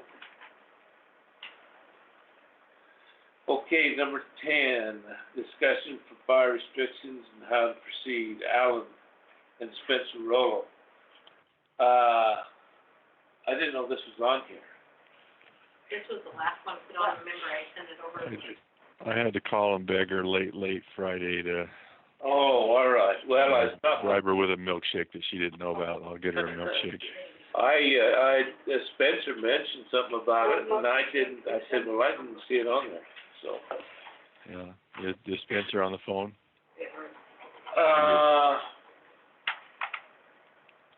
Dave, can you see Spencer on the phone? I don't, but I've got a couple of cell phone numbers. Do you remember is his cell phone 1292, Alan? Let me look. I don't know if he Spencer, called is that cell you? phone or from his office phone. Let me look right here.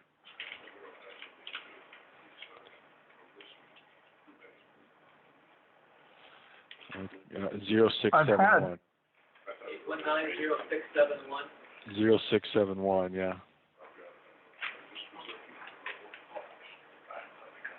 Okay, Spencer, go ahead. Hey, can you guys hear me? Yep, we got you. You got me? Yep. All right. So the reason I asked to talk to you guys today is about the kind of the conditions we're seeing right now, coming into fire season, and more specifically, not necessarily going into a full fire restrictions, but just kind of regulate burning a little bit better. Looking at our indices and kind of what the outlook's looking for May and June, we're going to continue in this dry pattern, high winds, high heat, low RHs, and right now we're in an open burn season where, you know, people just call into dispatch. If the clearing index is good, they can burn. My concern is this lower elevation as they do that, we have the possibility of, you know, escape and things like that. And so is what I'd like to do is kind of go into more of a closed fire season in the county, to where we could still allow people to burn. They'd be required to have a burn permit from me and an on-site inspection. in order to burn. Our higher elevations, they're still pretty wet and moist and aren't going to see this conditions like we're seeing down here for a while. So closing the burning up would be pretty difficult and hard to do and hard to explain for those folks up there. But so it's just more of a discussion of what your guys' thoughts are, just looking at the conditions coming up and kind of what we need to do in order to do that. The division's looking at going into early closed fire season. However, it has to go through the Salt Lake office, and it takes time to do that. And we're looking probably the middle of the month, maybe even later in the month before that takes place.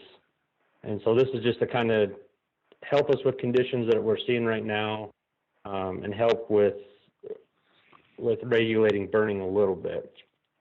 So that's kind of where I wanted to start that discussion and get your guys' feel on it and maybe make an action and move forward with just requiring folks to have a written permit from me to do any burning from here on out. This is just in the county, is that not right? Yeah, just in our county, yeah, just in Kane County. But it would be unincorporated county. It wouldn't involve the cities. Yep. Let me clarify that. It'd be just the private unincorporated county, not cities or anything like that. Have you got enough time to go around and do spot checking? Because there's probably a lot of people could be burning right now. Yeah, it adds quite a bit of a workload. It's no different than what we do during closed fire season. We already do that from June 1st to October 31st. Anytime anybody wants to burn, we have to do an on-site, inspection. And it all depends on the conditions. If it's too windy, if it's too dry, we don't let anybody burn anyway. So it'd be really no different. It's a little bit of a workload increase, but it also just keeps us knowing, it kind of keeps us in compliance with what's going on and watches, kind of regulate that burning, I guess, is what I should say. So when is it you want to start this? I think as soon as possible. And then once we go into closed fire seasons, it's not going to matter because that's what it's going to be anyway. Once we go into closed fire season, they have to have a written permit anyway. It's just until the division can catch up and can close the fire season down. But like I said, it could take a couple of weeks to the end of the month before that happens, working through the Salt Lake office. They're trying to do an area-wide southwest area early fire season, but I just think our conditions down here in the southern part is starting to dry out, and with the COVID-19 and having our response, our resources kind of slimmed down, I just think that it would be a really good idea to regulate that burning just a little bit. Well, as you know, I talked to you about a great big pile of limbs out behind my house. Yeah. Wondering when I could get it burned before this goes into effect. Well, and also just so you guys know, it's not going to really affect the agriculture either. If they're zoned agriculture, there still is an exemption. They wouldn't need a permit as long as it's cultivated lands. They're burning fence lines, ditch canals, things like that. It wouldn't affect those folks, but it would affect those recreational burns, those big pile burns. It would just require them to have an on-site inspection and a written permit is all it would do. What are you going to do about campfires? They can still have campfires. Unless we go under fire restrictions, people can still have campfires. I don't think we can really regulate campfires anyway, without going into like a fire restrictions. Can I make a comment? Yeah. Sounds like the state is probably gonna go into early fire restriction, if I understand what Spencer's saying correctly. Yep. So this would be you going into early fire restriction. Right. Well, it'd be going into fire restrictions with permit. Right, but. That which is a restriction. Yeah. It'd be more restricted than the state wants to be. Yeah. typically, if you're gonna go with state restrictions, guidelines on most of that, have we done this before, where we jump out ahead of the state and do our own restrictions? Is this a normal deal, or? It's probably been a few years. We've done stricter stuff, but it's probably been 10 years ago since we did anything like that, but. There a specific argument to get out ahead of the state on this? I don't have a specific argument other than, it will help us, it'll help push that, going into early closed fire season with the state. If they're seeing that we're seeing, dry conditions down here and we're taking our own actions, it, might make the state office work just a little bit quicker and helping us, tell that story down here. The northern Utah and southern Utah, they're different in climates, and so we normally do dry out quicker down here in the Washington and Kane counties and even San Juan County. And we have to work throughout that state office where they're sitting in Salt Lake, where it's a little cooler weather and a little bit moist. So it just helps us tell the story too, and help them maybe act a little quicker and putting us into an early fire restrictions or fire season. Do we have any other counties announcing early restrictions ahead of the state? I don't know that they are doing it right now. I know Washington County also kind of discussed the same thing, just trying to regulate these burning. That's our number one human cause to escape fires is that recreational burning this time of year. We had an increase last year, and the conditions are lining up to be the same this year as they were last year, and I just anticipate that we're probably going to start seeing human-caused fires. Spencer, this is Sheriff Glover. What's an example of a recreational burn that you're concerned about?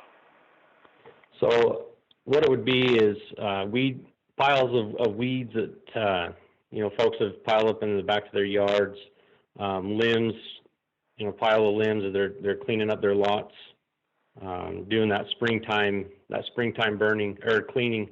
Is what they do is instead of going to like the landfill or something like that, they would more apt to just call in, burn it, and then just gets rid of the material a little better. So. And remember, this isn't anything to do with any of the cities and towns. This is strictly unincorporated. So it's going to be areas, like say I have my property out east on Highway 9, and I go out there and decide I want to, we got big windrows of trees and stuff out there we'd like to burn and clean up. So I'm under the current restrictions. If I look for a proper, a day that has the proper numbers as far as air clearing in there and stuff, and I call dispatch and say, hey, I'm going to go out and burn on my property right now. I can go out on my property and I can start a fire.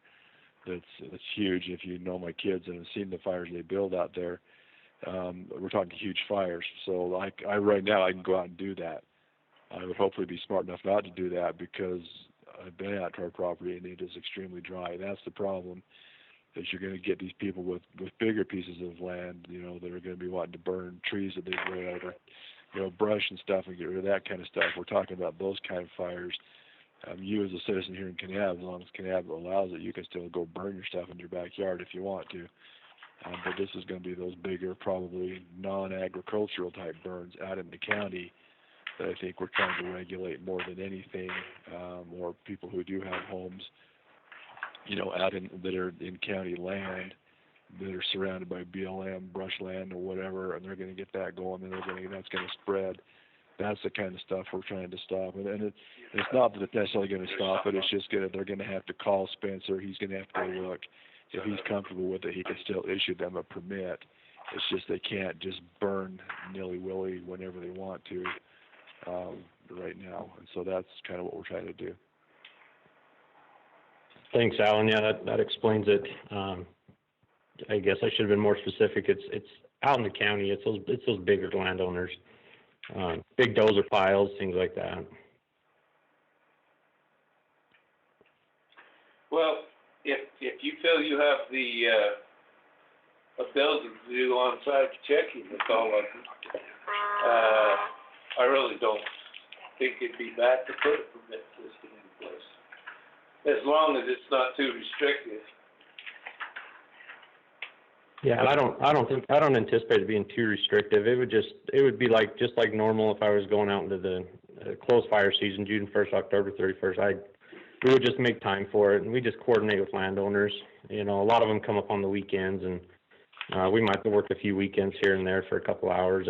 That's really not that big of a deal. But just doing it on site, I just think it'd be a little smarter than just like Alan said, you know, anybody can just call in right now to dispatch and get the okay to burn, and they can burn these large piles that we can't regulate. So. Well, I don't have any problem with it. We need a motion, or is it county action? Is it county action that you're looking for? Yeah, is what it is. That might be a question for Rob, I guess. I don't know. Do we have an ordinance in place, or can Lamont do this by executive order, or the commission do it by order? I guess that'd be the question now, Spencer. What lies behind it that we can actually do this? Yeah, so it would be a Rob Van Dyke would have to kind of chime in on this, because we do have a county ordinance, but I don't know if it's. I think it would fall under that.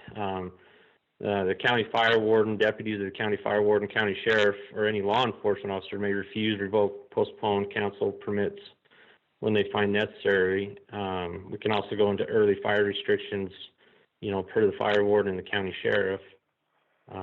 But I'd have to let Rob maybe chime in on that. And what he just told you there is that's kind of the verbiage of the ordinance that we put in place years and years ago. It was more or less designed so that when the state has gone into not just closed fire season, but when the state has actually gone into fire restrictions, to allow the commissioners, if they want to go into deeper fire restrictions, to be able to do that. And so I think that's kind of what we're relying on right now. It says there you guys have the rights, so you're essentially going into deeper restrictions than what the state has. So it sounds like that they should be there based on that ordinance. Do you know what number you were reading from, Spencer? What was the ordinance number? Yeah, it's Title 4, Chapter 2, in the fire protection. It's the second, I guess it'd be the second paragraph, fire restrictions. Yeah, that's what I'm looking at too. And okay. It says it's a joint determination of the county fire warden and the county sheriff, which makes sense because under state code, the wildfire prevention and eradication is under the sheriff. Right. Yeah, so you just need to work with the sheriff to impose the fire restriction. So Rob, do we need action through the commissioners, or can we just work together through the sheriff and myself and make it happen? Yeah, based on what you are attempting to do, it looks like the authority for that is already in county ordinance. If you wanted to expand that beyond what you're trying to do, you would need the county commissioners to approve it. But you just need to work with the Sheriff Glover. Okay. Where did I get? Oh, I'm in a municipality. I do want to go out and burn my property out on 9 though. And so just between Spencer and Tracy and Ann, they would just put together some kind of an order stating that, you know, by authority of whatever ordinance, we now declare that Kane County is in, or we're imposing these fire restrictions upon unincorporated areas of Kane County, something along that lines, and then get that. Yeah, I would. This doesn't have a posting requirement, but I would recommend posting it and putting it in the paper. Yeah, no, we want to blast it out as much as we can anyway, because we want people to know that. So. Yeah. Okay. You know, Spencer, if you're going to come out and inspect my pile out on 9, maybe you could just go ahead and burn it for me. Yeah, so we do that quite often actually when we write a permit. sometimes it's just easier to light it right then and there when the engine's sitting there and watch it burn down and then carry on with our day. So sometimes we do that. Well, I got about 3 acres of sagebrush I'd like to burn. So we could probably call Bert. He's got 4 dozers. We can make that 3 acres go away pretty quick. I can't even get Bert out there to fix one of the roads that's still our road to get in there. Anyway. You just gotta talk to him nicer, I guess. I guess I do. All right, well, it sounds like you can take care of that with the sheriff then, and Yep, and I will. all right, thank you. Thanks, Commissioners. You bet. Bye-bye. Well, that is the last one we have in our packet, right?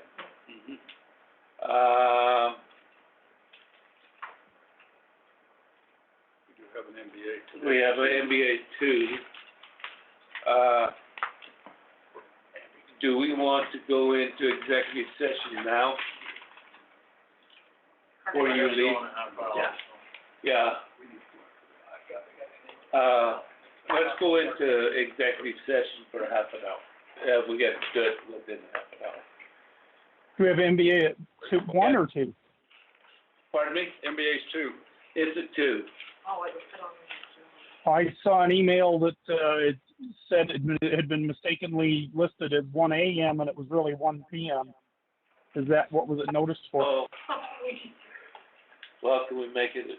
Well, we just need to go out and reach out to all the people that are participating, see if they can be here at 1 instead of 2. Who's coming? We've got Overland group out of... Overland's already on the phone and ready to go at 1. Okay, they won't be first up. They're kind of last, toward the end of the meeting there. So what I need is John Bronson and Mark Anderson if they're available, and I'll text them right now. All right, let's take a break, and we will we'll come back. We haven't had reports. Yeah, We can do the reports real quick. I have a report I'd like to make. This is a bill for the notice that went in the newspaper to do the public hearing on Best Friends. It went through under my name without my authority. It was not the newspaper's fault that it got printed. They thought it was appropriately approved because the email from the attorney said that it was under my approval. I'm going to pay it, but pay it under protest because it was done without my approval. Well, Rob? I've visited with Rob, and Rob feels like we should pay it and then proceed to get the money back from Best Friends. Okay, but I don't want it to look like I'm paying it and agreeing with it.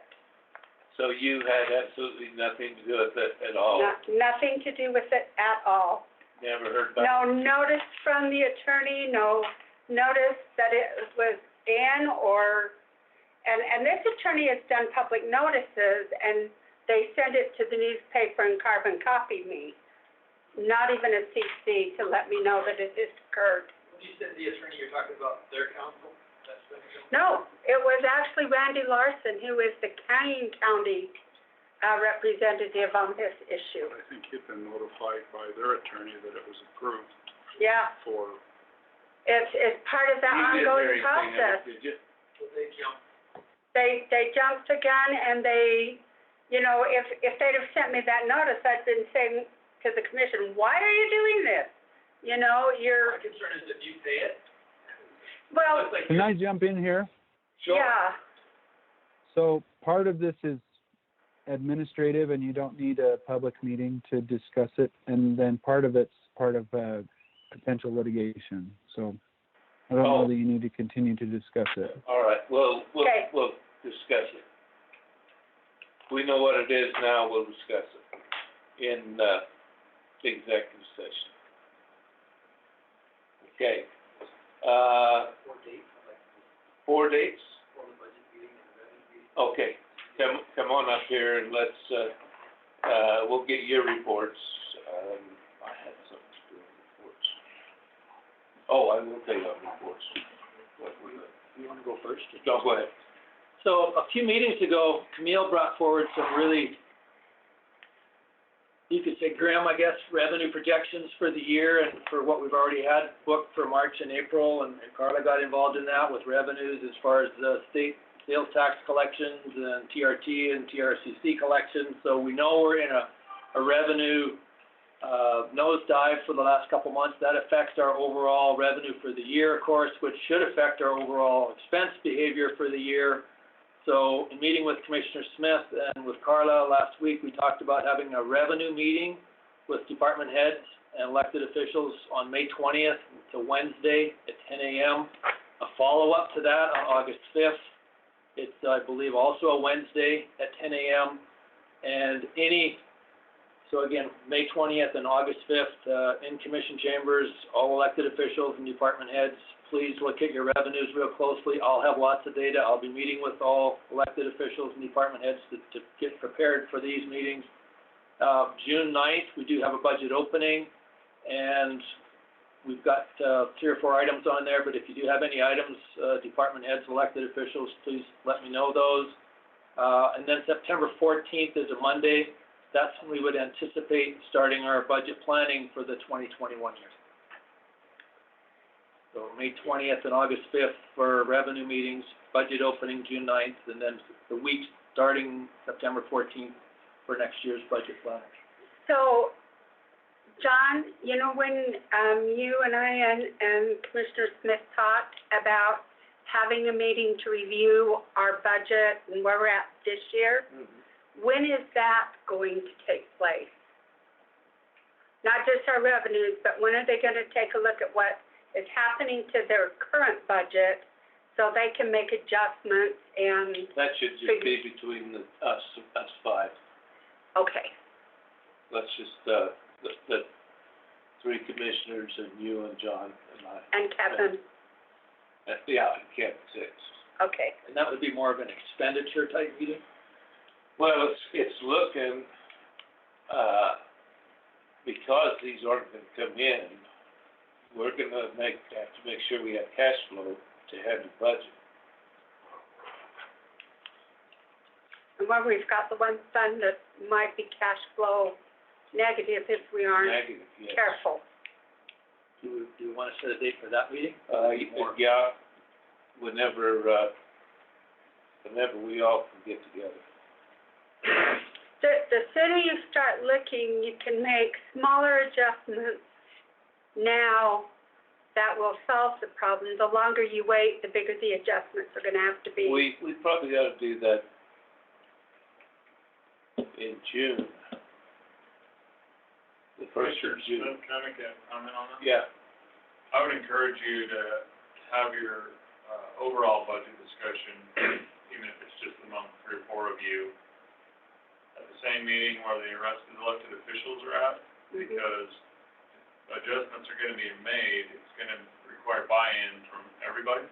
And so if you're talking about revenues versus expenditures or projected revenues changing and therefore expenditures needing to be, reeled in or cut back for a period of time or whatever, I think it'd be very beneficial as an elected official if you hold that discussion in front of the other elected officials who are responsible for their budgets. But we don't know what it is until so we need to have a meeting to know just where we stand on our cash flow. Can't John just prepare that for me? Yeah, with you and Carla, and you and Kevin. Yeah. And we can give you expenditure data up to the end of April, because we're gonna hold this meeting May 20th. And part of that meeting, May 20th, I think would probably be a good time to kind of do both. Here's what we've expended up to the end of April, here's what we've collected up to the end of April, what can we do to stay within a reduced budget? It's gonna be mostly travel and capital items that might be on the line, because most of our budgets are already set with salary and benefits, but travel and capital. Yeah, it shouldn't have to be out of operating budget. It can't be out of, We need a realistic projection of how the revenues are gonna change. I'm not sure we can come up with that. It's a guess. It's gonna be a guess. Yeah. it's gonna be a guess, but we've been, they've done some research on the TRT and TRCC taxes, so. And we do have sales tax projections, And sales tax. but everybody does, and I agree with Tracy that all the elected officials need to buy into any changes. They need to know what they are, but we need to have that Well, yeah, if you guys could put that outlook. together, And I'm sure willing to And we help, would and I'm do sure that. Kevin would be. before we had the same time we had a revenue meeting, and post it first, and then talk about revenue. I mean, we know, not to beat a dead horse, but if we know that there's a substantial revenue shortfall, even if we don't have exactly the right number, which we won't have, but if we know there's gonna be a substantial revenue shortfall based on sales tax, TRC, TRCC, and then just unpaid property taxes, basically, which eventually will probably catch up, but may create a short-term problem, then at least we can look at things like hiring freezes and operational cuts and things like that. Yeah. And maybe it's just as simple as the commissioners, each commissioner talking with their elected officials and asking us to, reel it in to a certain extent, to make sure we kind of have enough surplus basically to meet the shortfall in revenue. And I think everybody would be willing to do that if they understand it well. But if not, if we're, how it goes, if you're spending money on one thing, but then cutting positions, people get upset about that, so. Well, and we're gonna do our very best to make sure that we don't have to do that. Yeah. But it does need to be compiled. And, if your little group, if you and Carla and Kevin can get together and make sure we have that projection for our first, revenue meeting, that'd be great. So if we got some data together, it would have expense information, all departments, revenue information, all funds, and brought that back to this meeting on the 19th, and we set again the 19th, our next regularly scheduled May meeting, and we would give this to you with lots of information before the meeting. Yeah, you can at give the us- first of the meeting, then go in right into it. Is that on the May 20th I'm just meeting? saying, if we brought it to you the May 19th Tuesday meeting, and had it emailed to you before then, and any questions answered, so when we presented it to you, just really briefly, and it would be for the next day's meeting, it would, that's what I'm saying, the 19th is a commission meeting, the 20th is when we have this revenue meeting scheduled. And we would have a little bit of information on expenditure history over the past several years, what it is this year, and then what revenue's been over the past several years, what it is this year, what projections are for the end of the year. Bring this to you real brief on the 19th, because they no, we need a few more things here. Then we have that ready for the next day. But then you're making it a public meeting Yeah, I before don't you wanna guys do have it had a chance to think about it, I don't want to. and the elected officials weigh in.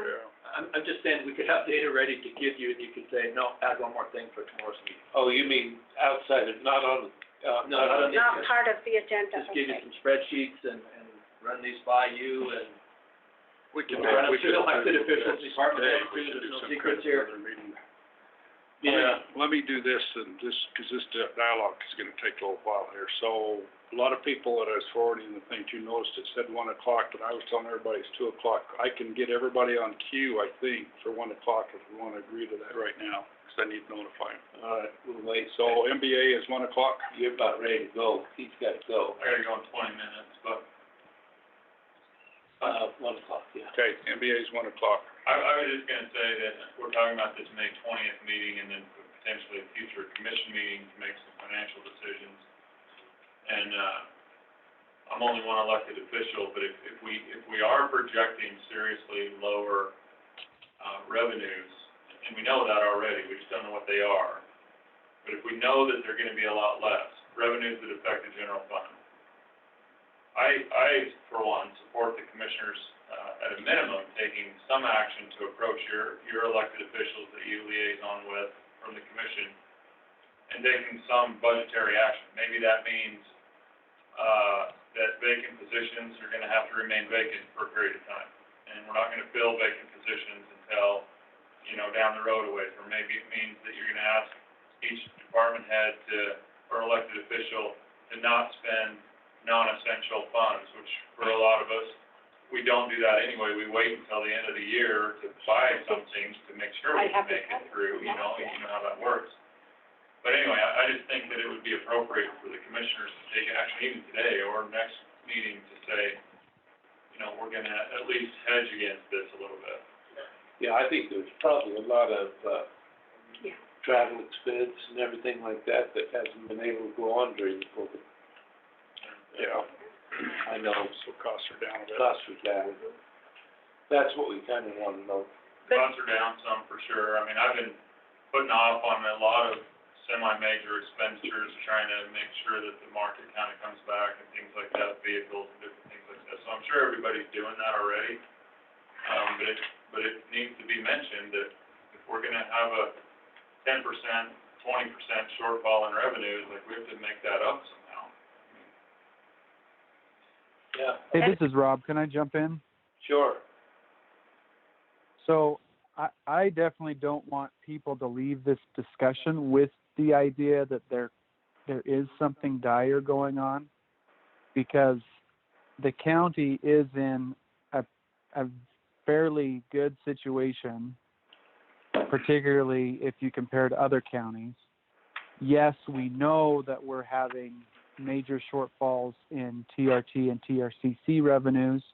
You know, we're already in just a couple of months, we're looking at, you know, the tens of thousands of dollars in tax revenue that we're short, right? But it's important to remember that our county has not relied on TRT funds to bolster the general budget, even though there's a portion of TRT funds that could be used to that extent, like to the effects that tourism affects, like the sheriff's office or my office or whoever other's offices. We could be accessing those funds to pay for the general budget. We have not been doing that. So those shortfalls, although they will affect the operations of the Office of Tourism, definitely, those shortfalls aren't going to affect the rest of the county budget. The sales tax revenue, as far as I understand, we just have the 1% sales tax that goes directly to the hospital. So that's going to be an issue for the hospital to look at in the loss of revenue there. But for the rest of the county, a significant portion of the budget is supported by property taxes, and we need to see what type of data we can gather to project if there's a shortfall there. But I don't anticipate a huge shortfall, particularly the way that property taxes are based, you know, and how the tax rate is floated based off of, you know, the values of property, and it's based off of what we need to collect, right? So we should not anticipate that there is a huge drop in property tax collection, and our county doesn't rely on the way that we've gotten our county set up is that we are self-funded, right? So we have a whole year's worth of funds that we can spend down on, and then the property tax collection comes in November. We get that money collected that then we can run the county for the next year off of.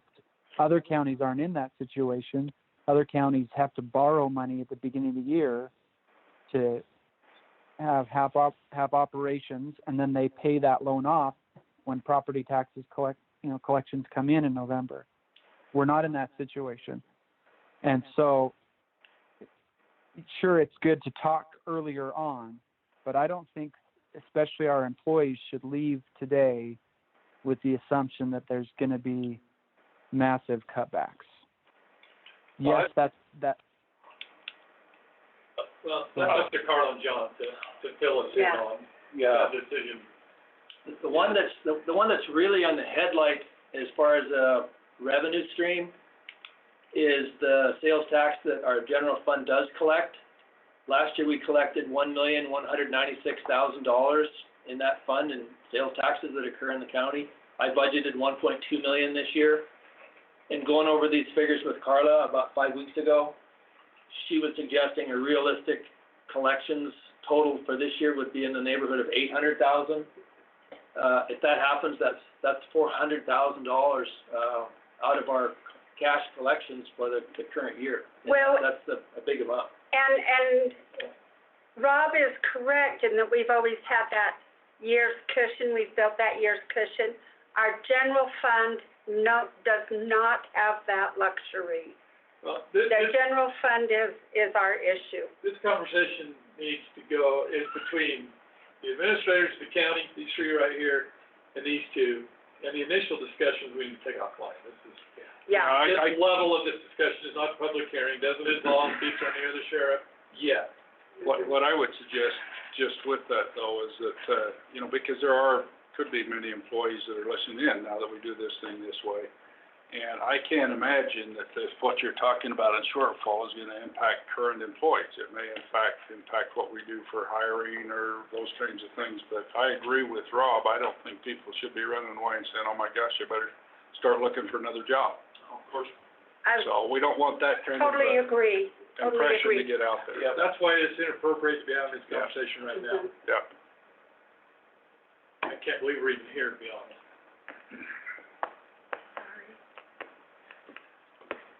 All righty. Well, any other, you just have the dates, so Yep. we have the dates. All right. What's I gonna say? So we've got 25 minutes before our next meeting. If we need to have a 30-minute All right. closed session, we'll Do probably. you have any reports? Nothing I can't keep. Do you have any reports? And I will bring up my reports in executive session. So, let's go into executive session. Somebody make a motion. I move that we go into executive session. Okay, All in favor? Aye. so we turn off Yeah, everybody and start over? yeah. Rob is sending you a Rob. request, to join a Zoom.